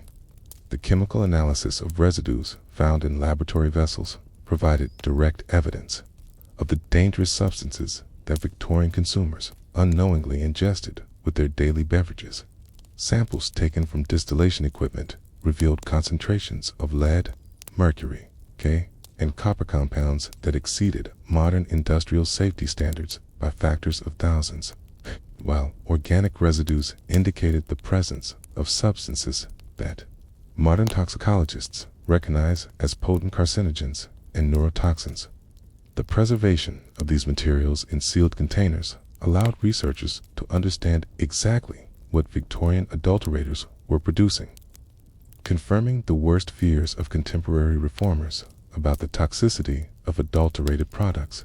The discovery of detailed laboratory notebooks preserved in waterproof containers provided insight into the experimental methods that practitioners used to develop new adulterants and improve existing formulations. These handwritten records documented systematic testing of various chemical compounds, including careful observations about their effects on taste, appearance, and physiological impact. The clinical detachment with which these experimenters recorded the symptoms experienced by test subjects reveals troubling disregard for human welfare that characterized much of the adulteration industry. One of the most significant archaeological discoveries was a cache of preserved beverage samples found in sealed ceramic vessels that had protected their contents from contamination for over 140 years. Modern analysis of these samples provided the first opportunity for researchers to directly examine authentic Victorian-era adulterated beverages, revealing concentrations of toxic compounds that exceeded even the most pessimistic estimates of contemporary investigators. The gin samples contained methanol levels that would cause immediate blindness, while the wine samples showed lead concentrations that approached those found in industrial paint formulations. The cultural artifacts associated with Victorian drinking culture tell a parallel story of a society that celebrated consumption while remaining largely ignorant of the dangers involved. The elaborate serving equipment discovered in archaeological sites throughout Britain reveals the important social and ceremonial roles that beverage consumption played in Victorian life, while also demonstrating how these very celebrations became vehicles for systematic poisoning. Crystal decanters, silver serving implements, and ornate drinking vessels all contributed their own toxic elements to the dangerous cocktails that Victorian families consumed during their most cherished social rituals. The preservation of Victorian-era household inventories and insurance records has allowed researchers to reconstruct the typical beverage-related possessions of families across different social classes, revealing how thoroughly dangerous drinking equipment had penetrated British domestic life. Middle-class households typically owned dozens of lead crystal vessels, while working-class families relied on lead-glazed pottery that was equally dangerous but less obviously luxurious. The universality of toxic serving equipment meant that no social class escaped the slow poisoning that accompanied even the most innocent domestic celebrations. The archaeological investigation of Victorian taverns and public houses has revealed evidence of systematic adulteration practices that extended far beyond what contemporary observers suspected. Excavations at former pub sites have uncovered elaborate systems of hidden pipes and secret chambers that allow publicans to introduce adulterants into their beverages without customer knowledge. The discovery of multiple storage systems suggests that many establishments maintained separate supplies of pure and adulterated products, allowing them to serve different qualities to different customers based on their ability to pay or their sophistication in detecting fraud. The analysis of Victorian-era drinking songs, preserved in manuscript collections and early phonograph recordings, provides cultural evidence of how thoroughly adulteration practices had been integrated into popular consciousness. Many songs included verses that made joking references to the dangerous effects of various beverages, suggesting that consumers were at least partially aware of the risks involved in their daily consumption. The popularity of these songs indicates that the knowledge of beverage dangers had become a form of dark humor that allowed people to acknowledge risks they felt powerless to avoid. The discovery of Victorian-era medical records and hospital archives has enabled researchers to correlate archaeological evidence of adulteration practices with documented patterns of illness and death, providing statistical confirmation of the health impacts that reformers like Arthur Hill Hazel had documented through individual case studies. The medical records show clear correlations between the prevalence of certain adulterants in specific neighborhoods and the rates of corresponding symptoms among local residents, teasing that the geographical distribution of different poisoning syndromes directly reflected the commercial networks that supplied various adulterated products. The preservation of Victorian pharmaceutical records has revealed another dimension of the beverage adulteration problem, as many supposedly medicinal drinks contained combinations of toxic compounds that made them more dangerous than the ailments they purported to treat. The analysis of preserved patent medicine samples shows that many popular remedies contained alcohol levels that would be illegal in modern beverages, along with opium concentrations that would create immediate addiction and toxic metal compounds that caused long-term organ damage. The marketing materials for these products, preserved in advertising archives, reveal sophisticated psychological manipulation techniques that encouraged vulnerable populations to consume dangerous substances while believing they were improving their health. The archaeological study of Victorian-era waste disposal sites has provided evidence of the enormous scale of beverage adulteration. Researchers have discovered massive deposits of discarded containers and equipment that revealed the industrial scope of fraudulent production. The chemical analysis of soil samples from these sites indicates that tons of toxic compounds were disposed of carelessly, creating environmental contamination that persisted for generations.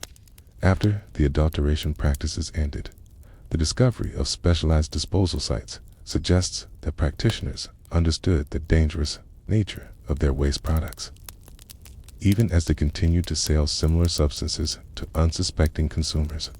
The investigation of Victorian-era shipping records and customs documents has revealed the international dimensions of the beverage adulteration trade. Merchants imported dangerous chemicals from around the world, specifically for use in food and drink enhancement. The discovery of bills of lading for shipments of lead compounds, mercury preparations, and various toxic plant extracts demonstrates that adulteration was not a local problem, but part of a global network of suppliers who specialized in providing materials for fraudulent food and beverage production. The modern implications of Victorian beverage adulteration extend beyond historical curiosity. The techniques and substances used by 19th century adulterators continue to appear in food safety violations throughout the developing world. The archaeological and documentary evidence from Victorian Britain provides valuable insight into how systematic adulteration develops and spreads, offering lessons that remain relevant for modern food safety enforcement. The patterns of corruption, rationalization, and consumer vulnerability that characterized Victorian adulteration practices continue to manifest in contemporary food safety crises, demonstrating that the fundamental human factors that enabled systematic poisoning have not disappeared with technological advancement.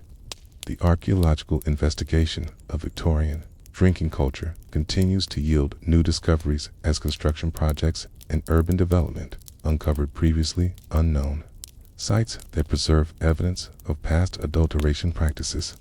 Each new excavation adds to our understanding of how thoroughly dangerous beverage enhancement had penetrated British society, while also revealing the sophisticated technical knowledge that practitioners brought to their criminal enterprises.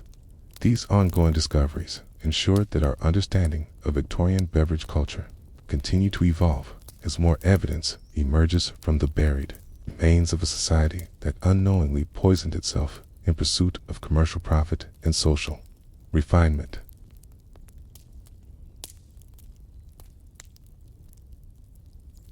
In the opulent dining room of Grosvenor House, imagine yourself seated among the cream of Victorian society as they gather for what would later be remembered as one of the most ironically tragic dinner parties of the 1870s. The table stretches nearly 30 feet beneath crystal chandeliers that cast dancing patterns of light across silver serving dishes and delicate bone china, while livery footmen move silently between the guests, pouring wines and cordials that represent the finest selections from the most prestigious merchants in London. Lord Pemberton, the evening's host, takes particular pride in his wine cellar, which contains what he believes to be some of the rarest and most valuable vintages in England, completely unaware that many of his most prized bottles contain higher concentrations of toxic compounds than the cheapest gin sold in the worst slums of Whitechapel. The paradox of Victorian beverage consumption was that wealth and social status often provided access to the most dangerous drinks, as unscrupulous merchants recognized that affluent customers were willing to pay premium prices for products that promised exotic origins, ancient traditions, and exclusive availability, the very characteristics that made beverages attractive to sophisticated consumers. Brilliant colors, complex flavors, impressive visual presentations were often achieved through the use of toxic adulterants that were far more dangerous than the crude substitutes sold to working-class customers. The lead crystal decanters that graced elite tables contributed their own poisonous elements, while the elaborate serving rituals that marked upper-class consumption ensured maximum exposure to the toxic compounds that have been carefully incorporated into these luxury products. Lady Margaret Fitzwilliam, resplendent in a gown of midnight blue silk adorned with seed pearls that catch the candlelight, raises her glass of what she believes to be genuine champagne from the finest vineyards of France, completely unaware that the sparkling liquid contains enough lead acetate to slowly damage her nervous system over the coming months. The champagne, which cost more than a working man's monthly wages, had been created in a London warehouse from industrial alcohol, carbonated water, and a careful mixture of chemical compounds designed to replicate the taste and appearance of genuine French wine. The lead acetate that gives the fake champagne its smooth, sweet finish will gradually accumulate in Lady Margaret's bones and organs, contributing to the mysterious neurological symptoms that will plague her for the remainder of her shortened life. The evening's entertainment includes a tasting of rare cognacs that Lord Pemberton has acquired during his recent travels to France, a siege bottle accompanied by elaborate certificates of authenticity that document their supposed origins in ancient distilleries that have served French nobility for generations. The truth, which would not be discovered until decades later, is that these cognacs were produced in a sophisticated London operation that specialized in creating luxury products for wealthy customers who valued prestige over purity. The complex flavor profiles that so impress the evening's guests have been achieved through the careful blending of industrial alcohol with essences derived from toxic plants, while the rich amber coloration comes from lead chromate compounds that will slowly accumulate in the consumer's vital organs. The wine selection for the evening represents what contemporary society would have considered the pinnacle of sophisticated taste. Bottles bearing labels from the most prestigious European vineyards and vintage dates that suggest decades of careful aging in ancient cellars. The reality is that most of these wines were created within the past year in chemical laboratories that specialized in replicating the characteristics of genuine vintage products through the systematic addition of toxic compounds. The port wine that concludes the meal contains enough lead to cause immediate poisoning in anyone who consumed it regularly, while the rare German wines that accompany the fish course have been colored with copper compounds that will gradually destroy the liver function of those who drink them. The conversation that accompanies the evening's consumption reflects the sophisticated tastes and cultural knowledge that marked Victorian elite society. Guests discuss the subtle differences between various wine regions, the proper methods for aging spirits, and the historical significance of different beverage traditions. The irony is that their refined palates have been trained to appreciate the very characteristics that indicate the presence of dangerous adulterants. The brilliant colors created by toxic dyes, the smooth textures achieved through lead additives, and the complex flavors that result from chemical enhancements that have nothing to do with traditional production. Methods. Lady Pemberton, an accomplished hostess who takes great pride in her knowledge of proper serving protocols, personally selects each beverage that is served throughout the evening, choosing from her collection based on her understanding of which products represent the highest quality and most appropriate pairings for each course. Her expertise, developed through years of study and consultation with the most respected wine merchants in London, leads her to consistently choose the most dangerous products available. As the market for luxury beverages had been systematically corrupted by adulterators who understood that wealthy customers would pay premium prices for products that appeared to offer superior quality and exclusivity, the after-dinner cordials that conclude the evening's entertainment represent, perhaps, the most concentrated examples of how Victorian luxury consumption had become synonymous with systematic poisoning. The elderflower liqueur that Lady Margaret particularly enjoys contains not only the expected botanical extracts, but also mercury compounds that were used to preserve the delicate flavors during storage and transportation. The absinthe that gentlemen, guests consume in the smoking room contains wormwood extracts in concentrations that produce mild hallucinations, while the rare Irish whiskey that concludes the evening has been enhanced with methanol to increase its apparent strength and complexity. The social rituals that surround elite beverage consumption serve to maximize exposure to toxic compounds while creating an atmosphere of refinement and sophistication that masks the dangerous reality of what is actually being consumed. The elaborate toasting ceremonies that mark important moments throughout the evening ensure that every guest consumes multiple varieties of adulterated products, while the careful attention to proper glassware means that each beverage is served in crystal vessels that contribute their own lead contamination to the toxic mixture. The extended duration of elite dining events allows time for multiple exposures to dangerous compounds, creating cumulative effects that far exceed what would result from casual consumption. The morning after such gatherings often brings mysterious ailments that Victorian society attributed to the natural effects of sophisticated indulgence rather than recognizing them as symptoms of acute poisoning. Guests frequently reported headaches, nausea, and dizzy spells that they assumed were simply the price of participating in refined social activities, not understanding that their symptoms resulted from exposure to industrial chemicals rather than excessive alcohol consumption. The tolerance that developed among regular participants in elite social events was actually a sign of their body's increasing ability to process toxic compounds, a physiological adaptation that came at the cost of long-term organ damage and shortened lifespans. The decline of Victorian elite beverage culture began not with moral awakening or health consciousness, but with the gradual realization that many prestigious products were actually inferior imitations that provided none of the social status that justified their high prices. The increasing availability of analytical chemistry techniques allowed sophisticated consumers to verify the authenticity of their purchases, leading to scandals that destroyed the reputations of merchants who had built their businesses on systematic fraud. The transition to genuinely pure products occurred gradually as consumers learned to distinguish between authentic quality and the chemical enhancements that had masqueraded as luxury for decades.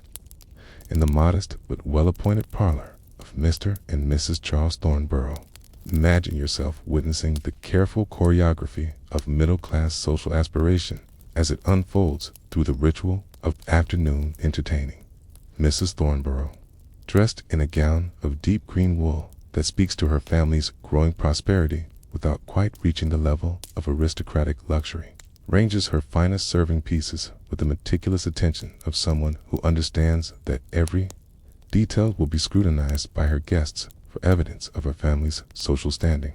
The tea service, purchased with careful savings over the course of 2 years, represents her most prized possession, a delicate bone china set with hand-painted roses that she believes rivals anything found in the drawing rooms of the truly wealthy, completely unaware that the glazes used to create its lustrous finish contain enough lead to to slowly poison everyone who drinks from these cherished cups. The middle-class pursuit of refinement during the Victorian era created a market segment that was particularly vulnerable to the most dangerous forms of beverage adulteration. As families with limited budgets but unlimited social ambitions sought products that would allow them to emulate the consumption patterns of their social superiors, without the financial resources to purchase genuinely pure luxury items. The merchants who served this market understood that middle-class customers were more concerned with appearance and perceived quality than with actual authenticity, leading to the development of sophisticated fraud techniques that could create convincing imitations of elite products at prices that aspiring families could afford. Mrs. Thornborough's tea selection for this afternoon's gathering represents the culmination of months of careful research and consultation with shopkeepers who promised to provide her with products that would reflect well on her family's taste and discernment. The Earl Grey that she serves in her precious china cups has been enhanced with bergamot oil that contains trace amounts of lead acetate, while the green tea that accompanies the delicate sandwiches has been colored with copper sulfate to achieve the vibrant hue that customers associate with premium quality. The sugar cubes that her guests add to their tea have been whitened with bone ash and treated with ultramarine blue to eliminate any hint of the natural gray coloration that would suggest inferior processing. The afternoon's entertainment centers around the tasting of various cordials and liqueurs that Mrs. Thornborough has acquired specifically for this social occasion, each one chosen to demonstrate her family's sophisticated palate and their ability to appreciate the finer things in life. The elderflower cordial, served in tiny crystal glasses that catch the afternoon light streaming through lace curtains, contains not only the botanical extracts that give it its delicate floral character, but also preservatives derived from mercury compounds that ensure its stability during storage, while gradually accumulating in the nervous systems of those who consume it regularly. The brandy that Mr. Thornborough offers to the gentlemen guests after their wives retired to the drawing room represents his attempt to establish himself as a man of worldly sophistication who can appreciate the same quality spirits enjoyed by his social superiors. The bottle, with its impressive label claiming French origins and ancient production methods, cost him nearly a week's wages, but contains industrial alcohol that has been flavored with artificial essences and colored with compounds derived from coal tar. The smooth, warming sensation that the brandy provides comes not from careful aging in oak barrels, but from the addition of glycerin and lead acetate that create an impression of quality, while slowly damaging the digestive systems of those who drink it. The social pressure that drives middle-class beverage consumption creates a competitive environment where families feel compelled to serve increasingly sophisticated products to maintain their standing within their social circle, leading to a spiral of dangerous consumption that affects entire neighborhoods as each family attempts to outdo her neighbors in demonstrating their refinement and prosperity. The Mrs. Thornborough's careful observation of what her more successful neighbors serve at their gatherings drives her to seek out products that appear even more exotic and expensive, inevitably leading her toward the most heavily adulterated items available in the luxury market segment that caters to aspiring consumers. The children of middle-class families become unwitting participants in this pursuit of poisonous refinement, as parents eager to demonstrate their ability to provide the best for their offsprings serve them beverages that contain dangerous levels of toxic compounds disguised as premium quality ingredients. Young Mary Thornborough, age 12, delights in the special cordials that her mother serves during important social occasions, not understanding that the brilliant colors and sweet flavors she enjoys come from chemical additives that will affect her development and health throughout her life. The milk punch that is considered appropriate for children at formal gatherings contains alcohol levels that would be considered dangerous by modern standards, along with preservatives and colorings that add additional toxic elements to these supposedly wholesome treats. The medical consequences of middle class. Beverage consumption often manifests as mysterious ailments that contemporary physicians struggle to diagnose and treat, as the symptoms of chronic chemical poisoning were not well understood during the Victorian era and were frequently attributed to other causes such as nervous exhaustion, digestive weakness, or the general stress of modern life. Mrs. Thornborough's persistent headaches and increasing forgetfulness are dismissed by her physician as evidence of feminine hysteria, while her husband's digestive problems and occasional tremors are attributed to the pressures of his business responsibilities, rather than to the lead and mercury compounds that accumulate in his system through his daily consumption of adulterated beverages. The economic dynamics that drive middle-class beverage adulteration create a particularly vicious cycle, as families stretch their budgets to purchase products that promise luxury and refinement but deliver only the illusion of quality, along with very real health hazards.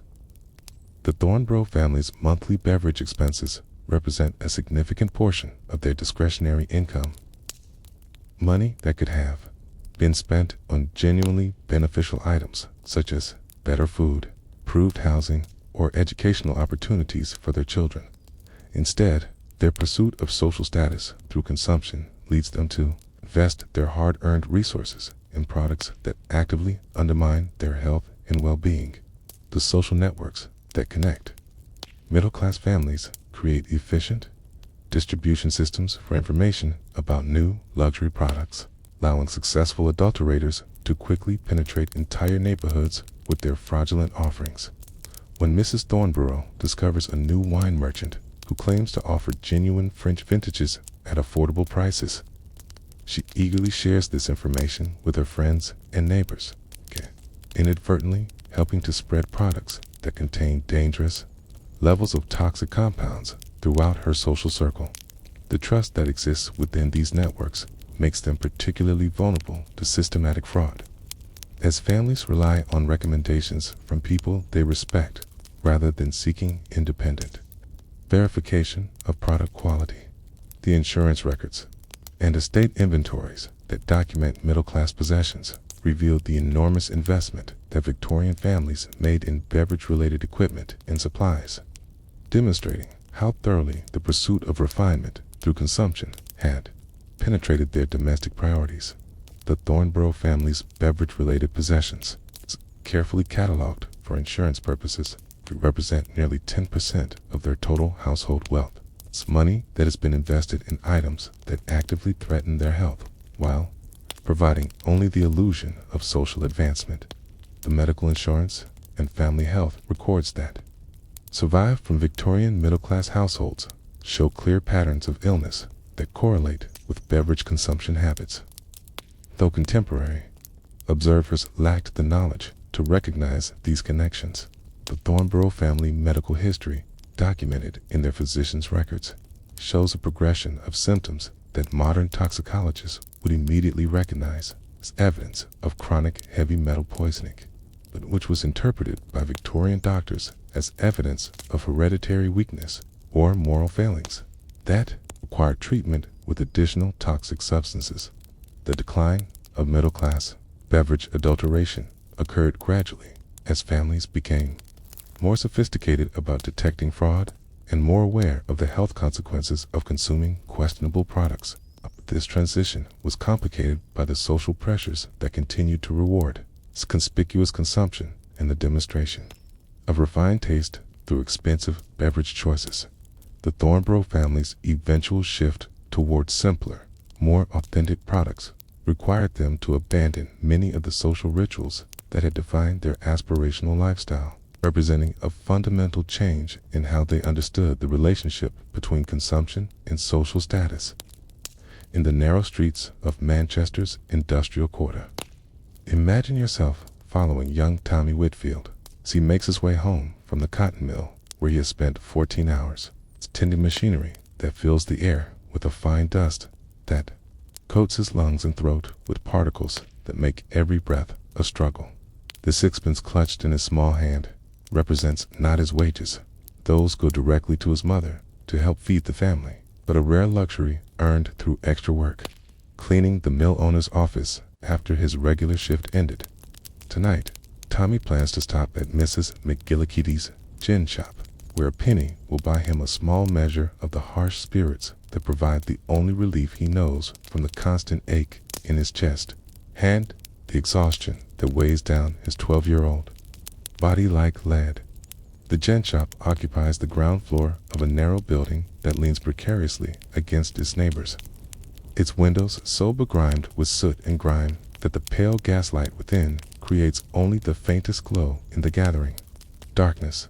Mrs. McGillicuddy, a woman whose face bears the premature lines of someone who has sampled too much of her own merchandise, dispenses her wares from behind a counter scarred by years of rough use and stained with substances that no amount of scrubbing can remove.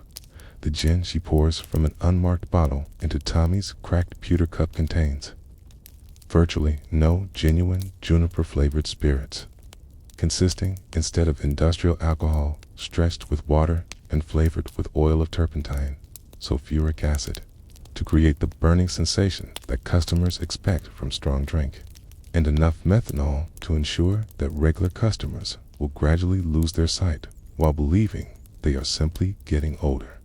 The working class experience of dangerous beverages differed fundamentally from that of their social superiors, not in the nature of the poisons they consumed, but in the crude directness with which these substances were delivered, and the complete absence of any pretense that quality or authenticity was involved in their production, while wealthy customers were deceived by elaborate packaging and sophisticated marketing that concealed the dangerous nature of their purchases.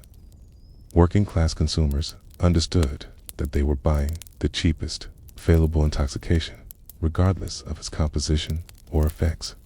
This knowledge, rather than protecting them, simply led to a fatalistic acceptance of poison as the price of temporary escape from lives that offered few other sources of comfort or pleasure. The beer that sustains the working families of Britain's industrial cities represents perhaps the most democratic form of poisoning in human history, as virtually every man, woman, and child in these communities consumes daily portions of liquid that contains dangerous levels of toxic adulterants designed to stretch expensive ingredients while maintaining the illusion of nourishment and refreshment. The ale that William Whitmore drinks with his bread and cheese during the mill's brief dinner break contains Cocculus indicus to replace expensive hops, green vitriol to maintain foam that suggests quality brewing, and water drawn from rivers that receive the untreated waste from dozens of factories, tanneries, and primitive sewage systems. The fact that this poisonous mixture costs a significant portion of his daily wages adds economic injury to the physical harm that each pint inflicts on his already compromised health. The tea that working class families serve as their primary hot beverage throughout the day carries its own burden of toxic compounds.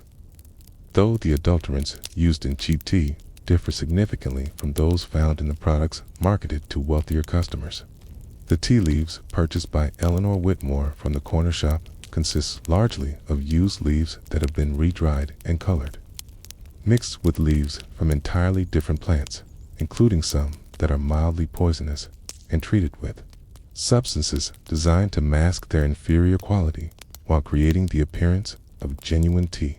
The Lee-glazed earthenware cups from which the family drinks their tea add their own contribution to the toxic mixture, leaching metallic compounds into every hot liquid they contain. The children of working-class families begin their lifelong exposure to dangerous beverages almost from birth, as the milk available in industrial neighborhoods is routinely adulterated with substances designed to mask contamination while extending its apparent freshness. Baby Thomas Whitmore receives his daily portion of milk that has been diluted with water from questionable sources, treated with chalk to restore its white appearance, and preserved with borax to prevent the obvious spoilage that would alert customers to its contaminated condition. The cumulative effects of consuming these substances during the crucial years of physical and mental development create lifelong health problems that will limit his potential and shorten his lifespan in ways that contemporary medicine cannot.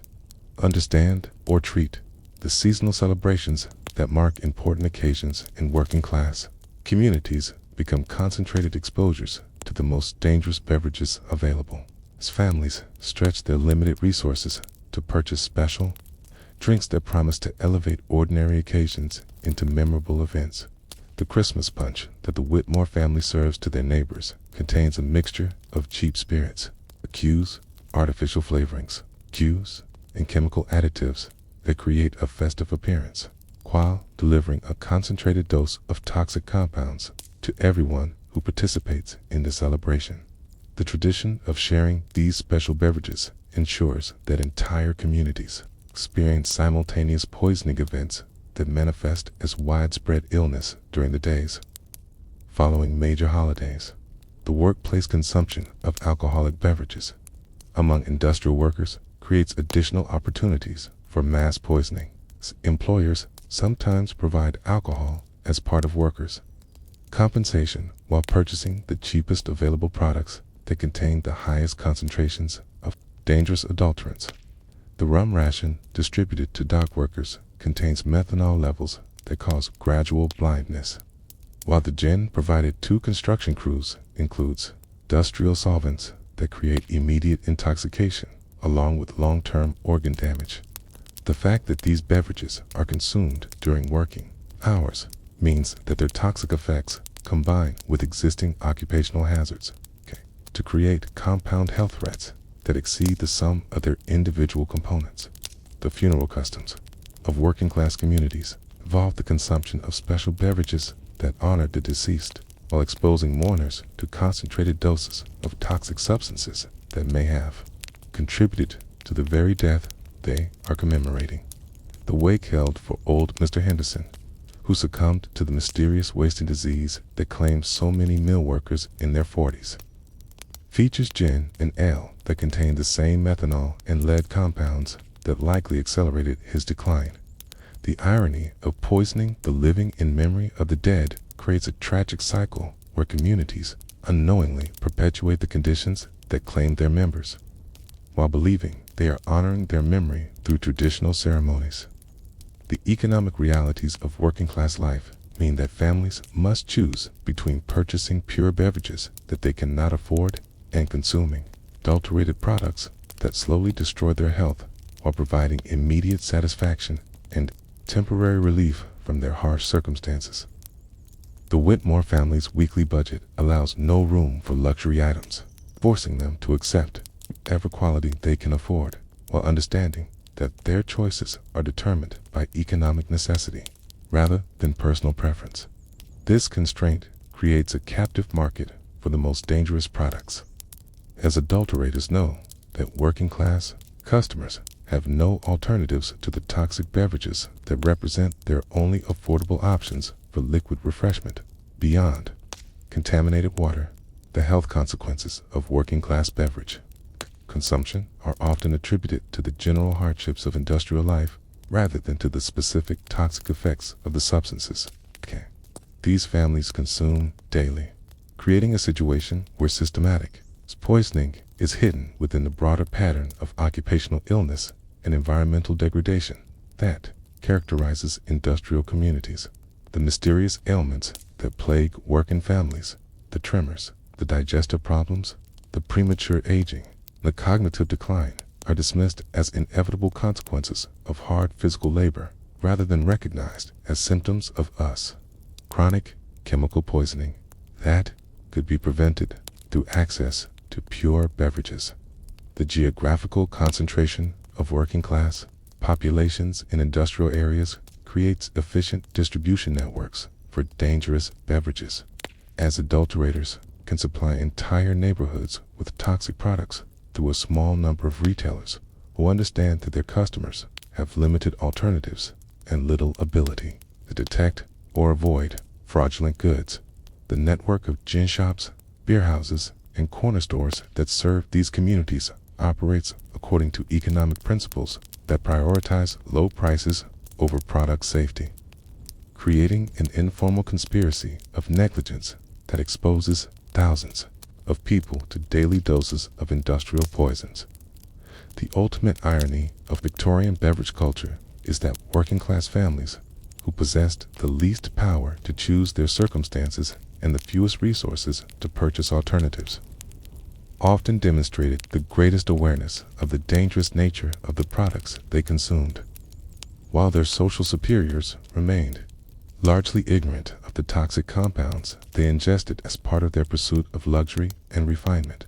This awareness, however, provided little protection against the economic forces that made consuming dangerous beverages a necessity rather than a choice for those who could afford nothing better. The legacy of working-class beverage consumption during the Victorian era extends far beyond the immediate health effects experienced by those who lived through this period, influencing patterns of alcohol and beverage consumption that persist in industrial communities throughout the modern era.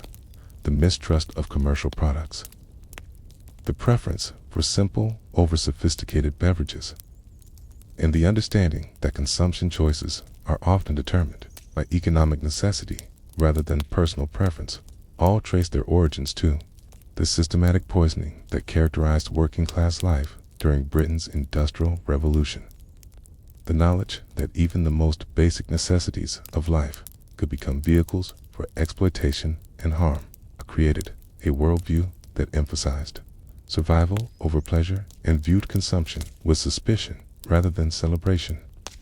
As our journey through the shadowed taverns and glittering drawing rooms of Victorian Britain draws to its close, imagine yourself slowly returning from that distant era of beautiful poisons and elegant toxins to the safety and security of your present moment.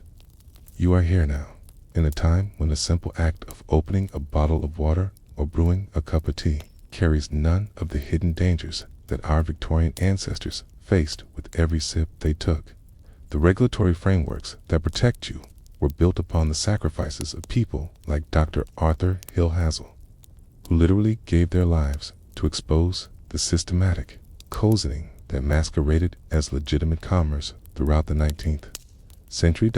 The warm beverage that sits beside you as you listen to these words, whether it be tea, coffee, or something else entirely, has been subject to safety standards that would have seemed miraculous to Victorian consumers who never knew whether their morning refreshment contained genuine ingredients or a carefully crafted mixture of industrial chemicals designed to deceive their senses while slowly destroying their health. The cup from which you drink contains no lead glazes that will leach toxic compounds into hot liquids, no crystal that will gradually dissolve dangerous metals into acidic beverages, no ceramic treatments that transform innocent vessels into delivery systems for chronic poisoning. The story we have explored together reveals how thoroughly danger can be woven into the most comforting and familiar aspects of daily life, creating situations where families gathered around their tables to share not just food and conversation, but unknowing participation in their own slow destruction. The Victorian era teaches us that technological progress and commercial innovation, when pursued without adequate consideration for human welfare, can create systems of harm that operate beneath the surface of apparent prosperity and social advancement. The same chemical knowledge that could have been used to improve human health was instead applied to creating more convincing frauds and more profitable forms of deception. The archaeological evidence that continues to emerge from Victorian sites provides physical confirmation of practices that might otherwise seem too outrageous to be true, reminding us that the past often contains realities that exceed our capacity to imagine. The depths of human callousness and greed. The preserved beverage samples with their horrifying concentrations of toxic compounds, the sophisticated laboratory equipment used to create convincing frauds, sophisticated distribution networks that spread dangerous products throughout British society all testify to the systematic nature of Victorian poisoning and the enormous scale of the operations that enabled it. The class-based analysis of dangerous beverage consumption reveals how social inequality can create different but equally harmful forms of exploitation, as the wealthy were deceived by sophisticated frauds that played upon their desire for luxury and exclusivity. The middle class were manipulated through their aspirations for social advancement, and the working poor were simply sold the cheapest available poisons because they lacked alternatives.